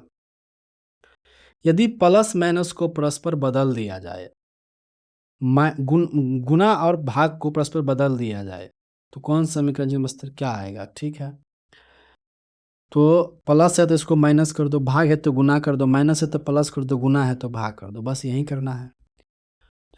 इसको पहले गुना काम करेंगे, तो 15 पंचे क्या हो जाएगा? 75। फिर प्लस, इसको भाग के काम करेंगे, 14 का 14, 14 का 14, तो 96 में से 75 घटा के 11 जोड़ देना है, तो 5 1 6 7 2 9 प्लस 11 32 इज करेक्ट आंसर। निम्नलिखित संख्या श्रृंखला का संदर्भ लें और उनके बाद दिए गए प्रश्नों का उत्तर दें। सभी संख्या केवल एकल अंकृतीय संख्या है।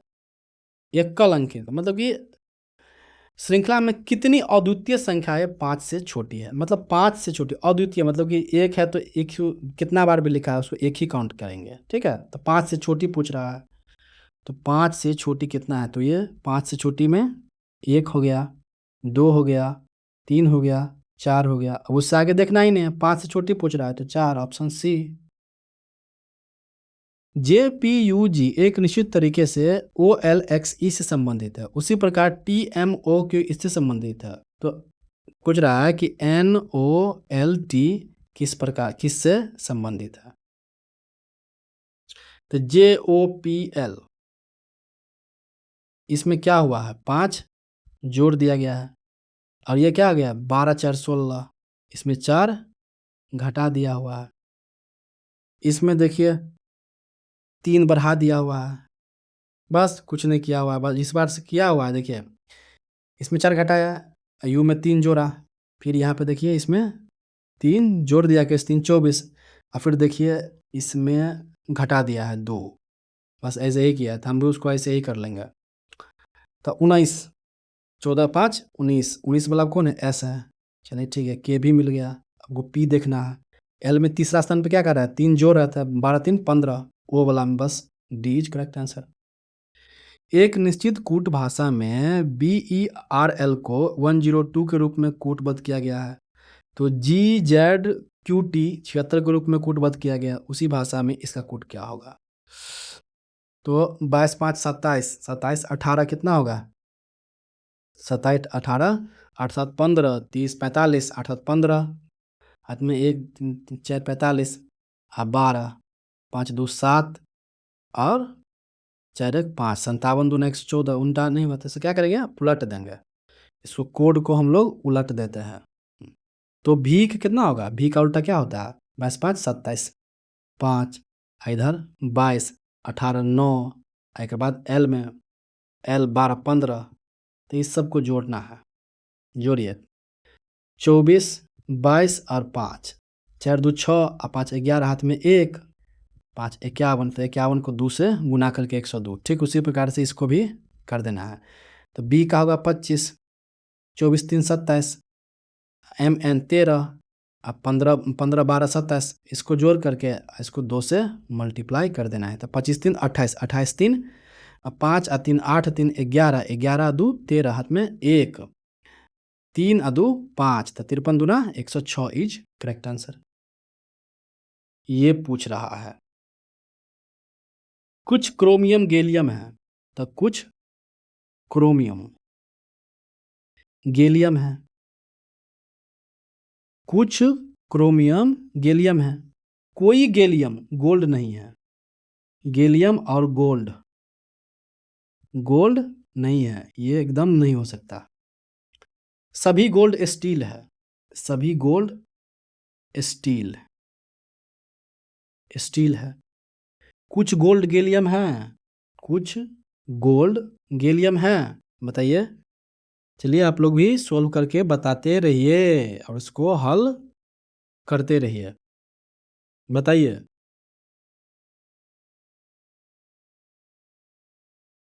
बिल्कुल नहीं दोस्त। क्योंकि ऊपर में भी ऊपर में ही लिख दिया हुआ है, तो इसका तो कुछ गोल्ड गैलियम है, तो ये गलत। कुछ गैलियम स्टील है, तो कुछ गैलियम स्टील है, तो कुछ गैलियम स्टील है, नहीं है, तो इसका क्या होगा? गलत।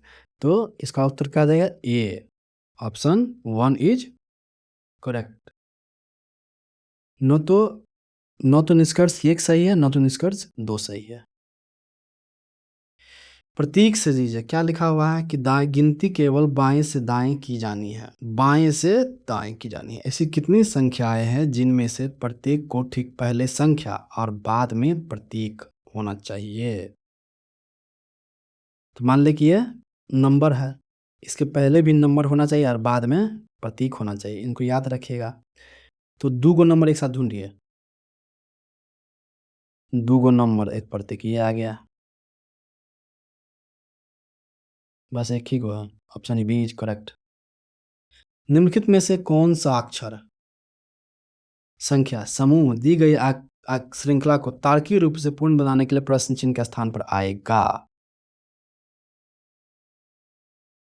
ये और ये, तो अगला तो नंबर तो नहीं आएगा, अगला आएगा लेटर। चलिए शुरू करते हैं। वाई व्यू, तो 16 3 19 3 22 22 3 25, तो 3 घटा देंगे, 16 से 3 गया तो 13, 13 में क्या हो जाएगा? एम। और देखिए एम, तो 13 और 3 16, 3 19, फिर 3 घटा देंगे इसमें, 13 3 से जे, 3 घटाएंगे तो 10, 10 में जे, 14 3 17 3 20, फिर 3 चलो उस 3 गया तो 11, 11 स्थान पर के, था M J K is last right answer, M J K is right. और पूछने की ज़रूरत नहीं है क्योंकि बस एम जे के एक ही में है, तो बस बात खत्म। दी गई श्रृंखला पर क्या आएगा? 5 और 3 8, 5 और 3 8, 8 और 5 8 6 14, 14 और 12 16, देखिए दुना दुना हो जाता है, 24 करेंगे इसमें तो कितना हो जाएगा? 30 50, ऑप्शन ए इज करेक्ट। आगे भी चेक कर लीजिए। अंग्रेजी वर्णमाला क्रम के आधार पर दी गई श्रृंखला में प्रश्न चिन्ह के स्थान पर क्या आएगा? 6 और 2 8 और 2 10 और 2 12 और 2 14, मतलब कि n। 18 2 20 और 2 22 और 2 24 और 2 26, मतलब z। 21 और 2 23 और 2 25, 25 और 2 27, 27 और 2 29, मतलब कि c, NZC D। चलिए ये सेट बनाया गया है, उस सेट के अनुसार से हमको काम करना है। तो 25 लिखा हुआ है, 37 लिखा हुआ है, 53 लिखा हुआ है, तो 25 में 12 जोड़ेंगे तो ये 37 हो जाएगा, और 7 और 6 13 हाथ में, 1 4 और 1 5 16, इसमें भी 12 16 जोड़ करके निकालेंगे। चलिए इसमें लास्ट प्लस चेक करते हैं। तो इसमें 12 जोड़ा हुआ है, इसमें 9 2 11, ये तो नहीं है, इसमें 2 12 जोड़ा हुआ है, ठीक है। इसमें 12 9 21, इसमें भी जोड़ा हुआ है। अगले में देख लेते हैं। 16 बिल्कुल नहीं होगा, 16 8 6 14 होता है, नहीं होगा। 6 और इसमें 16 6 13, हाथ में 1 4, तो ये तो पहला भी मैच नहीं था, तो बात खत्म हो गया, तो ऑप्शन डी इज करेक्ट। यह प्रश्न नीचे दी गई 5 3 अंक की संख्याओं पर आधारित है। बाएं ये दाएं ये, उदाहरण 697 में पहला अंक 6, दूसरा अंक 9, तीसरा अंक 7 है। सभी संक्रियाएं बाएं से दाएं की जानी है। यदि सबसे बड़ी संख्या के दूसरे अंक के सबसे छोटे संख्या के दूसरे अंक जोड़ा जाए तो क्या संख्या? सबसे बड़ी संख्या चुनना है। सबसे बड़ी संख्या कौन है इसमें? 619। तो बड़ी संख्या के दूसरे अंक 1 और छोटी संख्या के दूसरे अंक से छोटी संख्या कितना है? 6 5 4 3 3 351, 3 5 1, इसका क्या कर रहा है? दूसरा अंक 5 1 6 is correct answer, option C. कोई भी, हाँ सभी हथौड़ा स्क्रू ड्राइवर है, सभी हथौड़ा स्क्रू ड्राइवर है। कोई भी स्क्रू ड्राइवर रिंच नहीं है। इस दोनों रिंच नहीं है।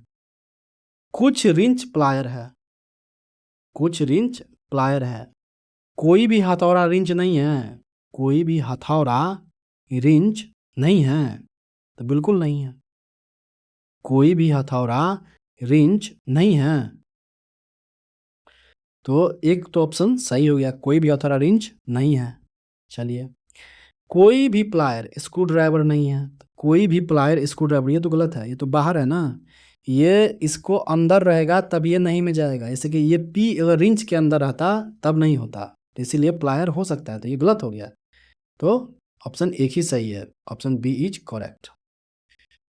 उस युग्म का चयन कीजिए जो नीचे गए दो युग्मों के समान पैटर्न अनुसरण करता है। दोनों युग्मों की पैटर्न अनुसरण करते हैं। जैसे कि ये एक है, दो घटा, दो घटा, दो घटा। इसमें दो घटा, दो घटा और दो घटा, तो इसमें भी दो घटाना है। दो घटा, दो घटा और इसमें भी दो घटा, तो ऑप्शन बी में दो दो घट रहा है। यदि किसी कूट में ऐसे लिखा जाए, ऐसे लिखा जाता है उसको, इसको ऐसे लिखा जाता है, इसको ऐसे लिखा जाता है, इसको ऐसे लिखा जाता है। हमें क्या पूछ रहा है कि फर्टाइल पे क्या होगा। फर्टाइल किस में लिखा हुआ है, बस केवल इसी में रहता है। आर एफ पी के और ए के हो जाएगा, तो आर एफ है, ठीक है। सी डी कभी नहीं हो सकता है। पी सी हो सकता है, ए के हो सकता है, ठीक है।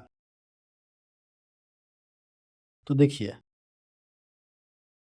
अब ए के, इसमें लैंड, इसमें भी लैंड, इसमें पी पी दोनों में लैंड मैच कर गया। तो इसमें सी डी इसमें नहीं है, इसमें एक के, इसमें एक के है। तो एक के लिए क्या हो जाएगा ये कोड, लैंड के लिए कोड हो गया एक के, तो एक के तो कट गया, तो आर एफ बच गया और पी सी बच गया। पी सी के लिए क्या कोड है, पी सी के लिए इज है, इसमें भी, इसमें इज में, तो पी सी तो कट गया, R F is right answer. 7 डिब्बे L M N O P Q R S एक के ऊपर एक रखे हैं, लेकिन आवश्यकता नहीं कि वे इसी क्रम में हो। एम को नीचे से दूसरा स्थान पर दिया गया है। 7 डब्बा, तो नीचे से दूसरे स्थान पर, पहला दूसरा स्थान पर कौन है, एम। एम और एन के बीच केवल एक डब्बा रखा गया है, एम और एन के बीच। तो यहाँ पर एन लिख लेते हैं और इसके बीच में एक डब्बा रख देते हैं। एम और एस के बीच, एस के बीच केवल 3 डब्बा रखा गया था, एम और एस के बीच, एक, दो और एक डब्बा ई और एक। तो एम और एस के बीच केवल 3 डब्बा रखा गया है। जहां एस को एम के ऊपर रखा गया है, ठीक है। एल को एस के नीचे रखा गया है, एल को एस के नीचे रखा था। एल यहाँ भी हो सकता है और एल यहाँ भी हो सकता है और एल यहाँ भी हो सकता है।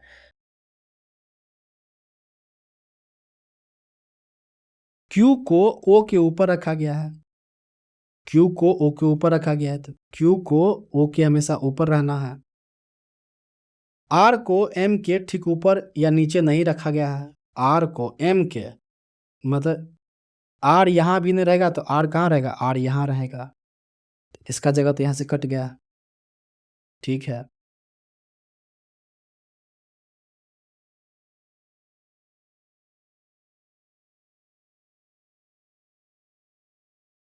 और एक भाई साहब आरो है,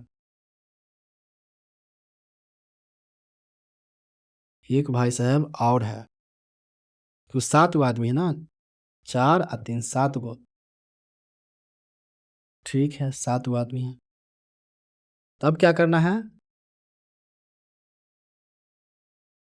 क्यू को ओ के, क्यू को ओ के ऊपर रखा गया, लेकिन उससे कोई ऐसा बात नहीं है कि वहीं पर रखा गया है। तो क्यू को ओ के ऊपर रखा गया है।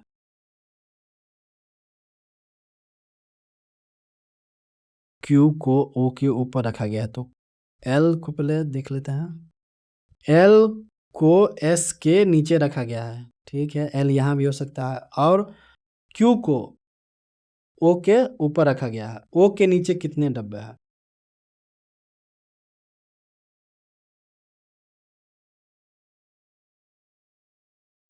आप इसको सोल्व एक बार खुद से कीजिएगा, अभी माइंड पे थोड़ा-सा नहीं आ रहा है, इसका हम आंसर लिख देते हैं। इसका आंसर सीरीज क्रम है RSLNQM और O, ठीक है? तो इसके क्रम में जो O के नीचे जो डब्बा आएगा, एक भी नहीं आएगा।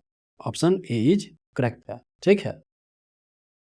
नेक्स्ट, अंग्रेजी वर्णमाला क्रम के आधार पर निम्नलिखित 4 अक्षर समूह युग्मों में से 3 एक निश्चित तरीके से समान हैं और इस प्रकार एक ग्रुप बनाते हैं। कौन सा अक्षर समूह युग्म या उस ग्रुप से संबंधित नहीं है? चलिए, LM 2324 FH NO, तो ये देख लीजिए, इसमें 2 का अंतर है। A का अर्थ भाग है, तो B का अर्थ गुना है और D का अर्थ माइनस है। A का अर्थ भाग है और C का अर्थ कितना होगा? जोड़ होगा, और क्या होगा? ठीक है। तो 9 तिया 27 में से 56 घटा देना है, नहीं 14 चौका 56, 14 घटाना है और 6 जोड़ देना है। तो 14 घटाएंगे तो इसमें 8 घटाना पड़ेगा, तो 19 हो जाएगा। 7 डिब्बे हैं, एक के ऊपर एक रखे गए हैं। जरूरी नहीं कि वे इसी क्रम में हो, केवल U और D के ऊपर रखा गया है। D और F के बीच में केवल V को रखा गया है। E दबा नहीं रखा गया। D और W के बीच केवल 3 डब्बे रखे गए हैं। X और E के बीच कितने डब्बे रखे? चलिए, एक 7 वो डब्बा लेते हैं। तो 1 2 3 4 5 6 और 7। सबसे नीचे में कौन है? सबसे नीचे में E डब्बा भाई साहब है। और कह रहा है कि केवल U D के ऊपर रखा हुआ है, तो D के ऊपर केवल U है, तो क्लियर है। D और F के बीच केवल V को रखा गया है। D और F के बीच केवल V को रखा गया है। F और D के बीच केवल V को रखा गया है, तो D का निश्चित है, तो V और ये F हो गया। D और W के बीच 3 डब्बा है। D और W के बीच 3 डब्बा, तो W यहाँ आ गया। D W के बीच तो 3 डब्बा आ जाएगा। जो लास्ट में बच गया, ये कौन बच गया बताइए? D E F G U V W X बच गया। तो क्या पूछ रहा है? X और E के बीच कितने डब्बे हैं? X और बीच के बीच 1 डब्बा है। Option C is correct.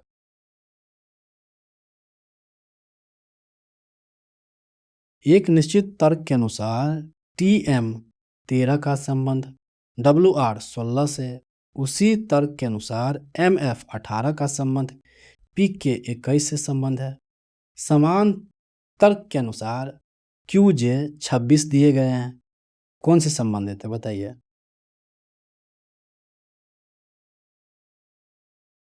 किस तुक के अनुसार इसको सोल्व कीजिए। देखिए, T से W, M से R, 13 से 16, तो T से W क्या है? +3, M से R क्या है? +5, और इसमें 3 जोड़ दिया गया है।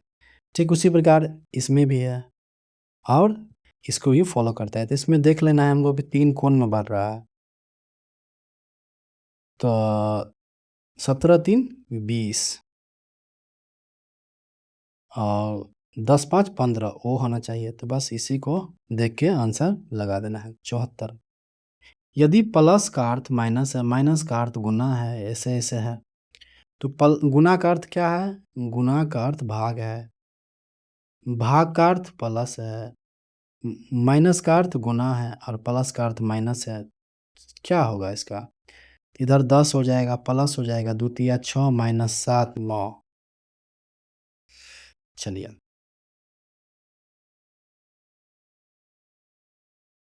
क्वेश्चन मार्क के स्थान पर क्या आएगा? 34 44 57 73 92। 34 44 10 44 और 6 50 7 13, इसमें 13 जुटा हुआ है। 7 6 13 हाथ में 1, 6 1 7 16, तो मतलब 3 3 बढ़ रहा है, तो यहाँ पे 19 होगा। यहाँ पे क्या हो जाएगा? 19 3 22, तो 2 2 4, 9 2 11। 114 इज करेक्ट आंसर। प्रश्न चिन्ह पर गया 57 10, इसमें 10 जुटा हुआ है। 7 5 12 हाथ में 1, 7 1 8 15, इसमें 20, इसमें 25, इसमें 30, 57, 157। 7 व्यक्ति A B C D E F G एक पंक्ति में उत्तर दिशा की ओर अभिमुख करके बैठे हुए हैं। किधर की ओर? उत्तर की ओर अभिमुख करके बैठे हुए हैं। जी के दाईं ओर 7 व्यक्ति, चलो 1 2 3 4 5 6 7। जी के दाईं ओर कोई बैठा नहीं है। Very good. जी और डी के बीच केवल 3 व्यक्ति बैठे हैं। जी और डी के बीच, ठीक है। डी और सी के बीच केवल 2 व्यक्ति बैठे हैं। डी और सी के बीच 2 व्यक्ति बैठे हैं। एफ के बाईं ओर तीसरे स्थान पर बैठा है। एफ के बाईं ओर तीसरे स्थान पर बैठा है।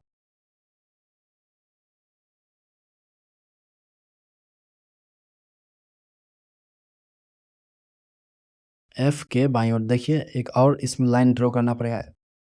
3 4 5 6 7, तो जी सी हो गया, इसमें 2 लाइन छोड़ के डी हो गया, ठीक। तभी कह रहा है कि एफ के बाईं ओर तीसरे स्थान पर बैठा है कौन? ई। तो ई को यहाँ बैठा देते हैं, तो एफ के बाईं ओर 1 2 3, और फिर एफ को हम यहाँ बैठा ही लिए और एफ को हम यहाँ बैठा देते हैं, तो 1 2 3 यहाँ स्थान पर ई बैठा हुआ है। एफ के ठीक दाईं ओर पड़ोस में बैठा हुआ बी, तो एफ के ठीक दाईं ओर पड़ोस में बैठा हुआ है बी, यहीं पे शूट कर रही है, तो शूट नहीं करेगा फिर। तो कह रहा है सी के दाईं ओर कितने लोग बैठे हुए हैं? तो सी के दाईं ओर केवल जी बैठा हुआ है, ए। बिल्डिंग एक्स बिल्डिंग वाई के दक्षिण में है, तो बिल्डिंग वाई के दक्षिण में है। North, north south east west, तो ये क्या है? वाई के दक्षिण में है बिल्डिंग एक्स। और बिल्डिंग जेड बिल्डिंग वाई के पूरब में है। बिल्डिंग वाई के पूरब में है बिल्डिंग जेड। बिल्डिंग जेड के संदर्भ में बिल्डिंग एक्स का क्या है? तो ये इधर है, मतलब कि ये इधर इधर साउथ की तरफ है और वेस्ट की तरफ है। Option B. निम्नलिखित श्रृंखला का संदर्भ मान लीजिए, दिए गए प्रश्न का उत्तर दीजिए। सभी संख्याएं केवल एकल अंक की होती है, वही जो पिछले बताए थे। कितने अद्वितीय अद्वितीय सम संख्या है? सम संख्या कितना है इसमें? तो 6 हो गया, 8 हो गया, और 2 हो गया, 4 हो गया। बस इतना ही पे पूरा संसार टिका हुआ है, तो इसका आंसर क्या हो जाएगा? 4। ये देखिए, तरुण बिंदु ए से चलना प्रारंभ करता है, चलिए, और पूरब की ओर 65 kilometre.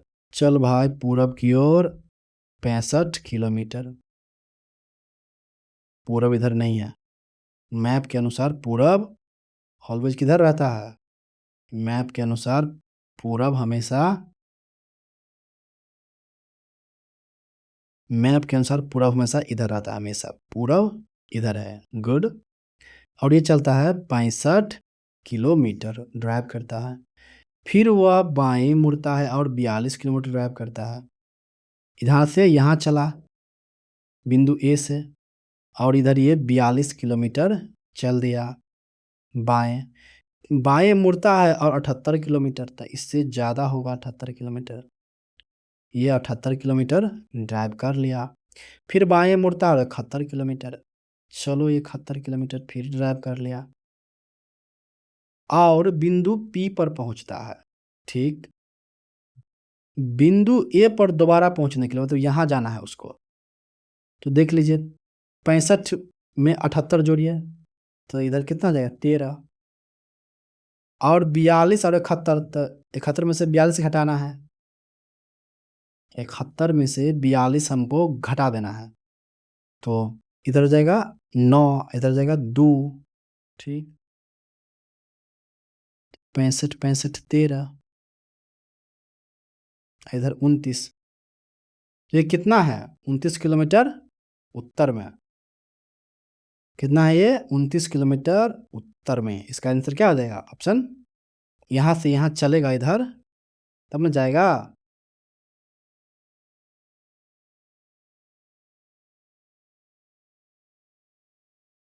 Option C is correct. हम लोग जीके के क्वेश्चंस देखेंगे। मार्च 2025 में, ठीक है, मार्च 2025 में जो पर्यावरण एवं जलवायु परिवर्तन मंत्रालय ने डैश में जलवायु परिवर्तन से संबंधित राष्ट्रीय अनुकूलन योजना के बारे में एक राष्ट्रीय स्तर की कार्यशाला आयोजित की। बताइए कैसा कार्यालय आयोजित किया था? आप लोग इसको सोल्व कीजिए और इसको याद कीजिए। चलिए टिक कीजिए।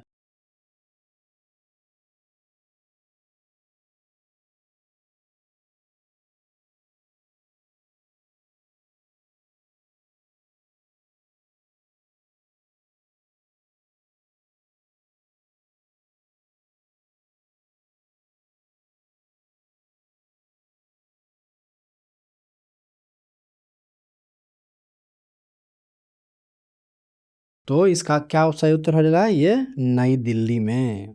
इसका क्या है? नई दिल्ली में। और ये क्या है? राष्ट्रीय अनुकूलन योजना, मतलब कि नेशनल एडाप्टेशन प्लान। इसका पूरा नाम क्या होता है? नैप। NAP, nap. मैंने कोई भी क्वेश्चन को अप टू डेट नहीं किया है, ये हूबहू सेट है ताकि आप जानें कि मतलब किस प्रकार का क्वेश्चंस एग्जाम में पूछा जा रहा है दोस्त। अप्रैल 2024 में भारतीय अंतरिक्ष अनुसंधान संगठन इसरो के अध्यक्ष S सोमनाथ ने कितने वर्ष तक, कब तक मतलब कि मालवा मुक्त अंतरिक्ष मिशन हासिल करने की घोषणा की है?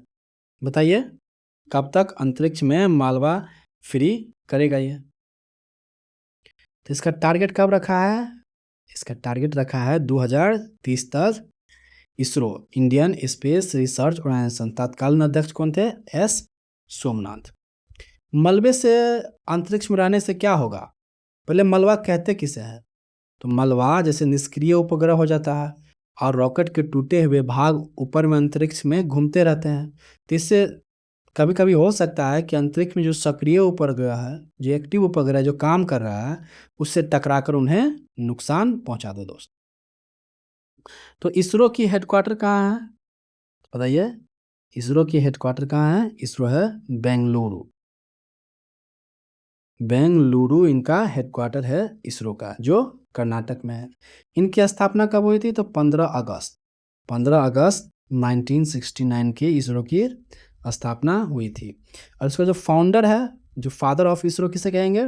डॉक्टर विक्रम साराभाई। विक्रम साराभाई को हम क्या कहते हैं? डॉक्टर ऑफ इसरो के रूप में जानते हैं। इसका जो पहला उपग्रह था, इसका उपग्रह का नाम आर्यभट्ट। आर्यभट्ट इनका पहला उपग्रह था, जो 19 अप्रैल 1975 को क्या किया था? छोड़ा गया था। नेक्स्ट, केंद्रीय बजट 2025-26 के अनुसार नई आयकर व्यवस्था के तहत कर मुक्त आय सीमा क्या है? बताइए। इसका आय सीमा कितना है? ये आय सीमा है 12 लाख। 12 लाख तक आपको टैक्स नहीं देना पड़ेगा दोस्त। केंद्रीय बजट का उल्लेख किस में है? तो 112 में केंद्रीय बजट का उल्लेख किया गया है दोस्त। केंद्रीय बजट का उल्लेख कितना कितना में किया गया है? 112 में किया गया है दोस्त। चलिए बताइए कि स्वतंत्र भारत का पहला बजट किसने प्रस्तुत किया था? तो आर के सन्मुखम सेट्टी ने। सन्मुखम सेट्टी ने किया था। आर के सन्मुखम सेट्टी जी ने पहला बजट तैयार किया था।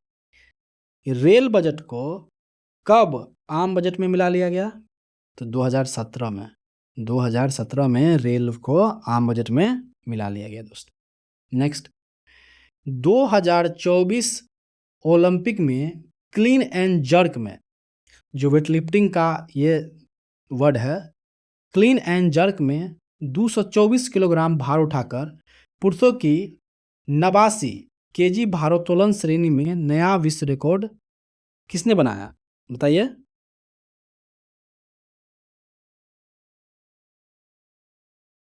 इनका सही उत्तर क्या हो जाएगा? कार्लोस नासर ने। कार्लोस नासर ने मतलब कि उठाया था। स्नैच क्या होता है? मतलब जो वेट रहता है वो एक ही गति में, स्नैच जैसे कि स्नैच, स्नैच में मतलब कि मान लो कि कोई आदमी है, ठीक है, वो क्या किया कि इनका ये हाथ में मान लो कि ये मैं डंबल पकड़े हुआ है, तो एक ही बार में यहाँ से यहाँ जमीन है, जमीन से एक बार उठा के सर से ऊपर उसको कर देना है, ठीक है, इस डंबल को सर से ऊपर कर देना है, तो इसको बोलते हैं स्नैच। और क्लीन एंड जर्क क्या होता है? क्लीन जर्क में ये डंबल को उठाएगा और ये हाथ के लाइन पर ले आएगा सीना तक, ठीक है, सीना पर उठा के ले आया और सीना से एक बार में सीना पर, दूसरे बार में फिर वहीं अपने सर से ऊपर, उसको बोलते हैं क्लीन एंड जर्क। समझ गए क्लीन एंड जर्क किसे कहा जाता है? भारोत्तोलन की जो अंतर्राष्ट्रीय संस्था है क्या है? IWF। IWF भारतीय अंतर्राष्ट्रीय संस्था है। ओलंपिक पदक जीतने वाली जो पहली भारतीय महिला थी क्या थी? कर्णम मल्लेश्वरी। इनको याद रखिएगा, कर्णम मल्लेश्वरी। उन्होंने 2000 में क्या पदक, 2000 ईस्वी में पदक जीती थी। नेक्स्ट, निम्नलिखित में से कौन सी एक ड्रोन लॉन्च की जाने वाली सटीक निर्देशित मिसाइल है जिसका रक्षा अनुसंधान और विकास संगठन DRDO द्वारा जुलाई 2025 में आंध्र प्रदेश के एक परीक्षण रेंज में सफलतापूर्वक परीक्षण किया गया? चलिए इसको अटेम्प्ट कीजिए। तो यह है ULPGM-3। ULPGM-3 मतलब कि UAV launch precision guided missile vision 3।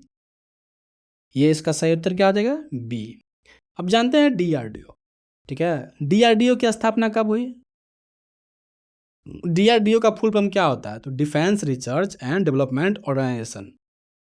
इसकी स्थापना हुई थी 1958 में। DRDO की स्थापना 1958 में। इसका जो हेडक्वार्टर हुआ ये न्यू दिल्ली, इनका हेडक्वार्टर हुआ न्यू दिल्ली में DRDO का। ये रक्षा मंत्रालय के अंतर्गत कार्य करता है दोस्त। जून 2025 में G7 शिखर सम्मेलन किस कनाडाई प्रांत में आयोजित किया गया? चलिए सॉल्व कीजिए। तो इनका अल्बर्टा में, कहाँ किया गया था? ये अल्बर्टा में G7 की बैठक हुई थी दोस्त। G7 में कौन कौन देश है? तो G7 में है अमेरिका है, प्लस ब्रिटेन है, और फ्रांस है, और क्या है? जर्मनी, और कौन है? इटली, कनाडा और जापान। ये कुल मिलाकर 7 देश है इसमें। इसकी शुरुआत कब हुई थी? तो 1975 में इनकी शुरुआत हुई थी। G6 के रूप में, G6 के रूप में इनकी शुरुआत हुई। लेकिन G7 फिर कैसे बन गया? ये G7 बन गया कनाडा के आने से। कनाडा आया। कनाडा कब आया? तो 1976 में कनाडा ने इसमें प्रवेश किया। इसके बाद ये G7 बन गया दोस्त। हाल ही में जनवरी 2025 में भारतीय एथलेटिक्स महासंघ, athletic federation of India, athletic आयोग के अध्यक्ष के रूप में किसे नियुक्त किया गया? चलिए बताइए।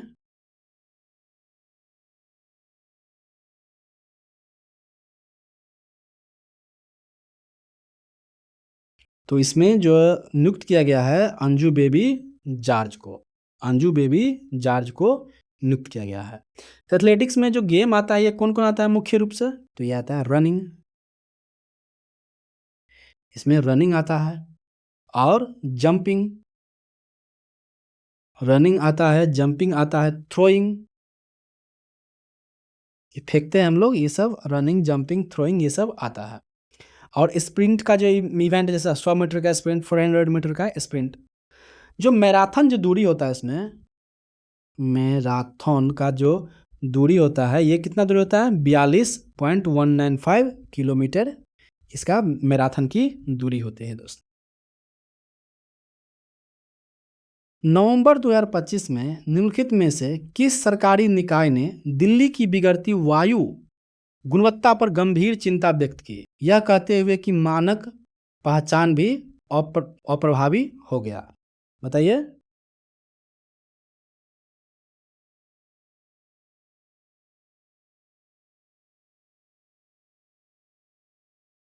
ये किए थे हमारे भारत के सर्वोच्च न्यायालय सुप्रीम कोर्ट, जिनकी स्थापना कब हुई थी? 28 जनवरी 1950 की हो गई थी दोस्त। ये इसका लोकेशन कहाँ है? न्यू दिल्ली में। सुप्रीम कोर्ट कहाँ पे है? न्यू दिल्ली में है दोस्त। इनका जो अनुच्छेद है कब से कब है, तो इनको याद रखिएगा। इसका वर्णन 124 से 147 तक इनका वर्णन है दोस्त। सुप्रीम कोर्ट के जो न्यायाधीश होती है उनकी सेवानिवृत्ति की आयु कितनी होती है? 65 ईयर इनकी सेवानिवृत्ति की आयु होती है दोस्त। इनका जो फर्स्ट जो सीजेआई कौन हुए? CJI chief justice of India न्यायमूर्ति एच.जे. कानिया। न्यायमूर्ति एच.जे. कानिया इनका फर्स्ट न्यायमूर्ति हुए थे। केरल के किस वन क्षेत्र में कीट विज्ञानियों ने की एक टीम द्वारा 2025 में पहली बार सलभ मौत की 7 नई प्रजातियां दर्ज की? बताइए।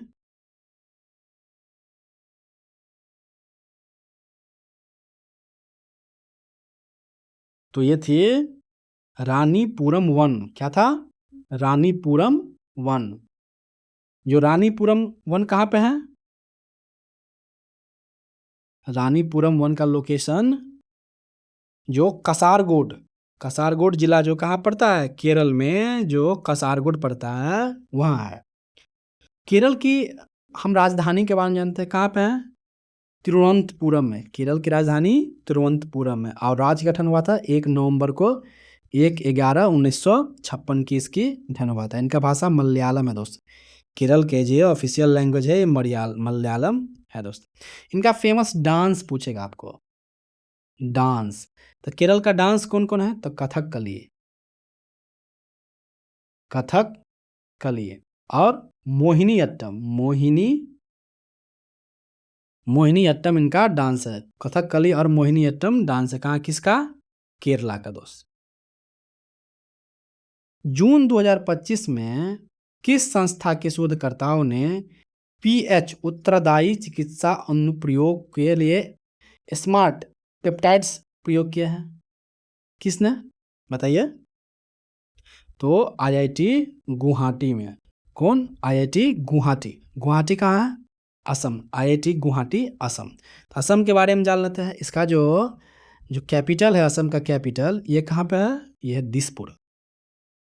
असम का कैपिटल है दिसपुर। और ये जो सबसे प्रमुख नदी है ब्रह्मपुत्र और गंगा जो मिलकर वर्ल्ड का सबसे लंबा डेल्टा क्या है? गंगा ब्रह्मपुत्र डेल्टा का निर्माण करता है। कौन डेल्टा का नाम क्या है? सुंदरवन डेल्टा। इनका प्रसिद्ध राष्ट्रीय उद्यान है कौन?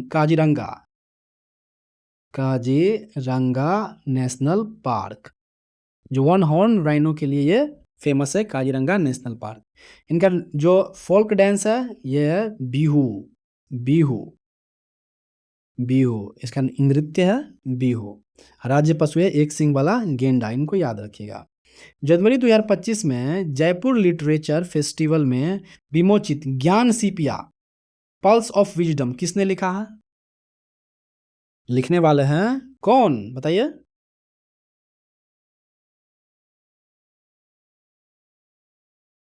यह है जावेद अख्तर। आपको थोड़ा सा टाइम दे रहे 1-2 सेकंड के लिए अटेम्प्ट करने के लिए, ठीक है? इसका सही उत्तर क्या? ये कौन है? जावेद अख्तर। जयपुर। आइए जयपुर के बारे में हम कुछ जानते हैं। जयपुर कहाँ की किस राज्य की राजधानी है? तो ये राजस्थान की राजधानी है जयपुर। यहाँ का जो प्रसिद्ध महल है कौन? हवा महल यहाँ का फेमस है। ये जो जंतर मंतर जयपुर में है ये यूनेस्को वर्ल्ड हेरिटेज साइट में शामिल है। एग्जाम में पूछता है कि जयपुर को उपनाम क्या है? तो इसका नाम है पिंक सिटी के नाम से हम जानते हैं जयपुर को।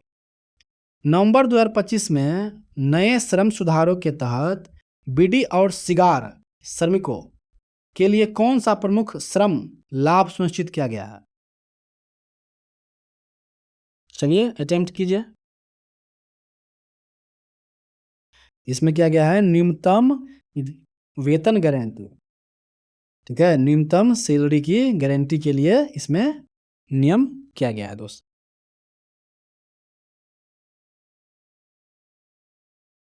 तो इसमें श्रम से बात कर लेते हैं, तो हम बात कर लेते हैं इंटरनेशनल लेबर ऑर्गेनाइजेशन की हम लोग बात करते हैं, जिसकी स्थापना कब हुई थी? तो 1919 में स्थापना हुई थी। और इसका जो हेडक्वार्टर है ये है कहाँ पे? Geneva Switzerland. चलिए, फरवरी 2025 में सुप्रीम कोर्ट के पूर्व निर्णयों में हाथ से मैला उठाने को किन संवैधानिक अनुच्छेद के उल्लंघन के रूप में माना गया है? बताइए, किसको माना गया है?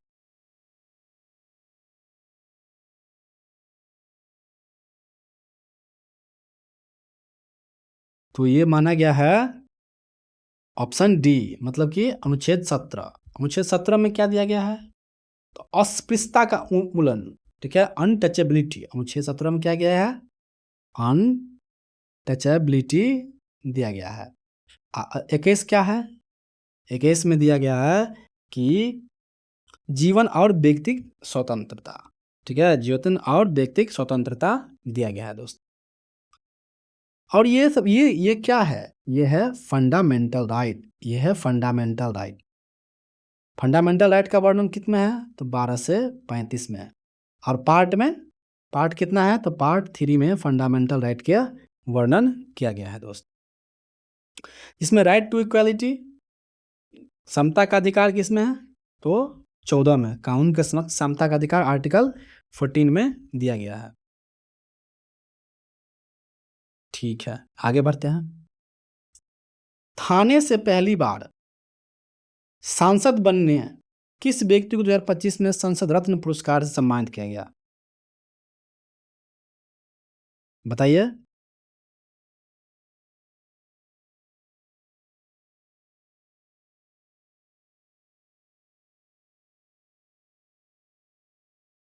तो ये थे नरेश महाशय को थाने से पहली बार सांसद बने किस व्यक्ति को 2025 में संसद रत्न पुरस्कार दिया? नरेश महाशय। और ये संसद रत्न पुरस्कार जो कब शुरू हुआ? 2010 में। संसद रत्न पुरस्कार 2010 में शुरू हुआ था। ये किसके अभिप्रेरणा से, किसके सुझाव से हुआ? तो डॉक्टर एपीजे अब्दुल कलाम के सुझाव से हुआ था। एपीजे अब्दुल कलाम का जन्म कहाँ हुआ था? तो रामेश्वरम जो तमिलनाडु में है। ये भारत के 11th प्रेसिडेंट बने। ये भारत के 11th प्रेसिडेंट बने और 1997 में उसको भारत रत्न दिया गया था। इन्हीं का जो एक फेमस बुक है भाई, क्या है? Wings of fire. इनको याद रखिए, विंग्स ऑफ फायर बुक्स इन्हीं का है। नवंबर 2025 में वायु गुणवत्ता प्रबंधन आयोग CAQM ने दिल्ली NCR में ग्रेडेड रिस्पॉन्स एक्शन प्लान के चरण 2 को लागू किया गया। यह चरण किस वायु गुणवत्ता श्रेणी AQI मतलब एयर क्वालिटी इंडेक्स सीमा के अनुरूप है? बताइए। तो यह है बहुत खराब, मतलब कि एयर क्वालिटी इंडेक्स जो 300 to 400 में आता है, ये बहुत खराब में इनको कंसीडर किया जाता है दोस्त। निम्नलिखित में से किस संगठन का उद्देश्य सामूहिक रक्षा है? जहां एक सदस्य पर हमला हो, सभी सदस्य पर हम हमला करेंगे। तो ये किसका है? ये बताइए। ये है नाटो का। ये है दोस्त नाटो का। नाटो क्या होगा? नॉर्थ अटलांटिक ट्रीटी ऑर्गेनाइजेशन इनका पूरा नाम है। नाटो की जो स्थापना हुई थी 1949 में, नाटो की स्थापना हुई थी। इनका जो HQ पूछता है, HQ कहाँ है दोस्त? तो ब्रुसेल्स। ब्रुसेल्स इनका हेडक्वार्टर है, जो बेल्जियम में है। बेल्जियम में है, मतलब इस पर एक कंट्री पर आप अटैक कर दिए तो सभी पर अटैक माना जाएगा। चलिए WHO के बारे में देख लेते हैं। वर्ल्ड हेल्थ ऑर्गेनाइजेशन, ठीक है, जिसकी स्थापना 1948 में हुई थी। इसका हेडक्वार्टर जिनेवा में है, ठीक है। 7 अप्रैल को हम लोग वर्ल्ड हेल्थ डे मनाते हैं दोस्त। जून 2025 में आंध्र प्रदेश के किस स्थान पर ग्रेटर विशाखापत्तनम नगर द्वारा विकसित राजीव स्पोर्ट कॉम्प्लेक्स का उद्घाटन किया गया? चलिए अटेम्प्ट कीजिए।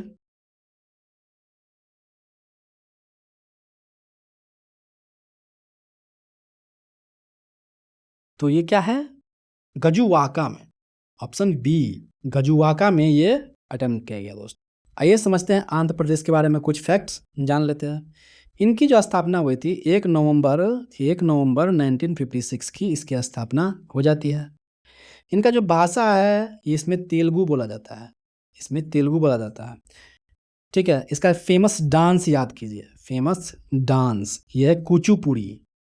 कुचुपुड़ी इनका फेमस डांस है, ठीक है।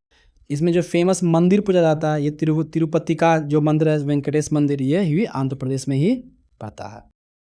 राष्ट्रीय ऑटोमोबाइल ओलंपियाड 2025 को लॉन्च करने के लिए किस संगठन ने CBSE के साथ समझौता किया?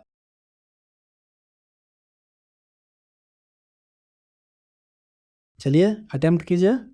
तो ऑटोमेटिक कौशल विकास परिषद, ऑटोमेटिक कौशल विकास परिषद ने इसके साथ अटेम्प्ट किया था दोस्त। आइए इसमें जो स्टैटिक पॉइंट है ये है ओलंपिक। ओलंपिक जो प्रथम आधुनिक ओलंपिक कब हुई थी? तो 1896 में। कहाँ पे? एथेंस में। एथेंस में हुआ था, जो ग्रीस में है, ठीक है। आधुनिक ओलंपिक के जनक किसे कहते हैं? तो पियरे डी कुबर्टीन, इनको याद रखिएगा, पियरे डी कुबर्टीन। कुबर्टीन इन आधुनिक ओलंपिक के जनक माने जाते हैं बस। IOC के हेडक्वार्टर कहाँ है? तो लोजेन स्विट्जरलैंड, लोजेन स्विट्जरलैंड में है दोस्त। केंद्रीय खेल मंत्री मनसुख मंडाविया ने मई 2025 में अरुणाचल प्रदेश के किस जिले में एक नए बहुउद्देशीय खेलो इंडिया हॉल का उद्घाटन किया? बताइए।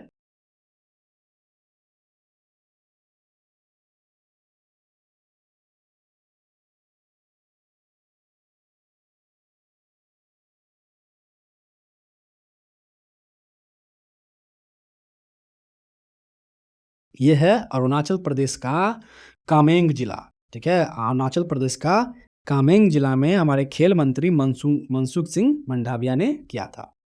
अब स्टैटिक पॉइंट आ जाता है इसमें अरुणाचल प्रदेश। अरुणाचल प्रदेश के बारे में हम एक दो फैक्ट देख लेते हैं। इनकी राजधानी कहाँ है? ईटानगर, इनकी राजधानी है ईटानगर।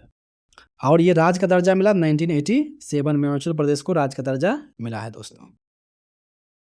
इसमें जो पूछता है आपको एग्जाम में, जो टॉपिक पूछता है कि तवांग मठ कहाँ है, तो तवांग मठ जब भी पूछे तवांग मठ, तो इसको बोल देना है कि कहाँ पे है, ये अरुणाचल प्रदेश में है दोस्त। अरुणाचल प्रदेश को नेफा भी कहा जाता है, नेफा, नॉर्थ ईस्ट फ्रंटियर एजेंसी, इसको याद रखिएगा। अरुणाचल प्रदेश की नॉर्थ ईस्ट फ्रंटियर एजेंसी कहा जाता है दोस्त। जनवरी 2025 में निम्नलिखित में से किसने बीमा क्षेत्र में नवाचार का समर्थन के लिए अपने सैंडबॉक्स फ्रेम का विस्तार किया था? बताइए, अटेम्प्ट कीजिए।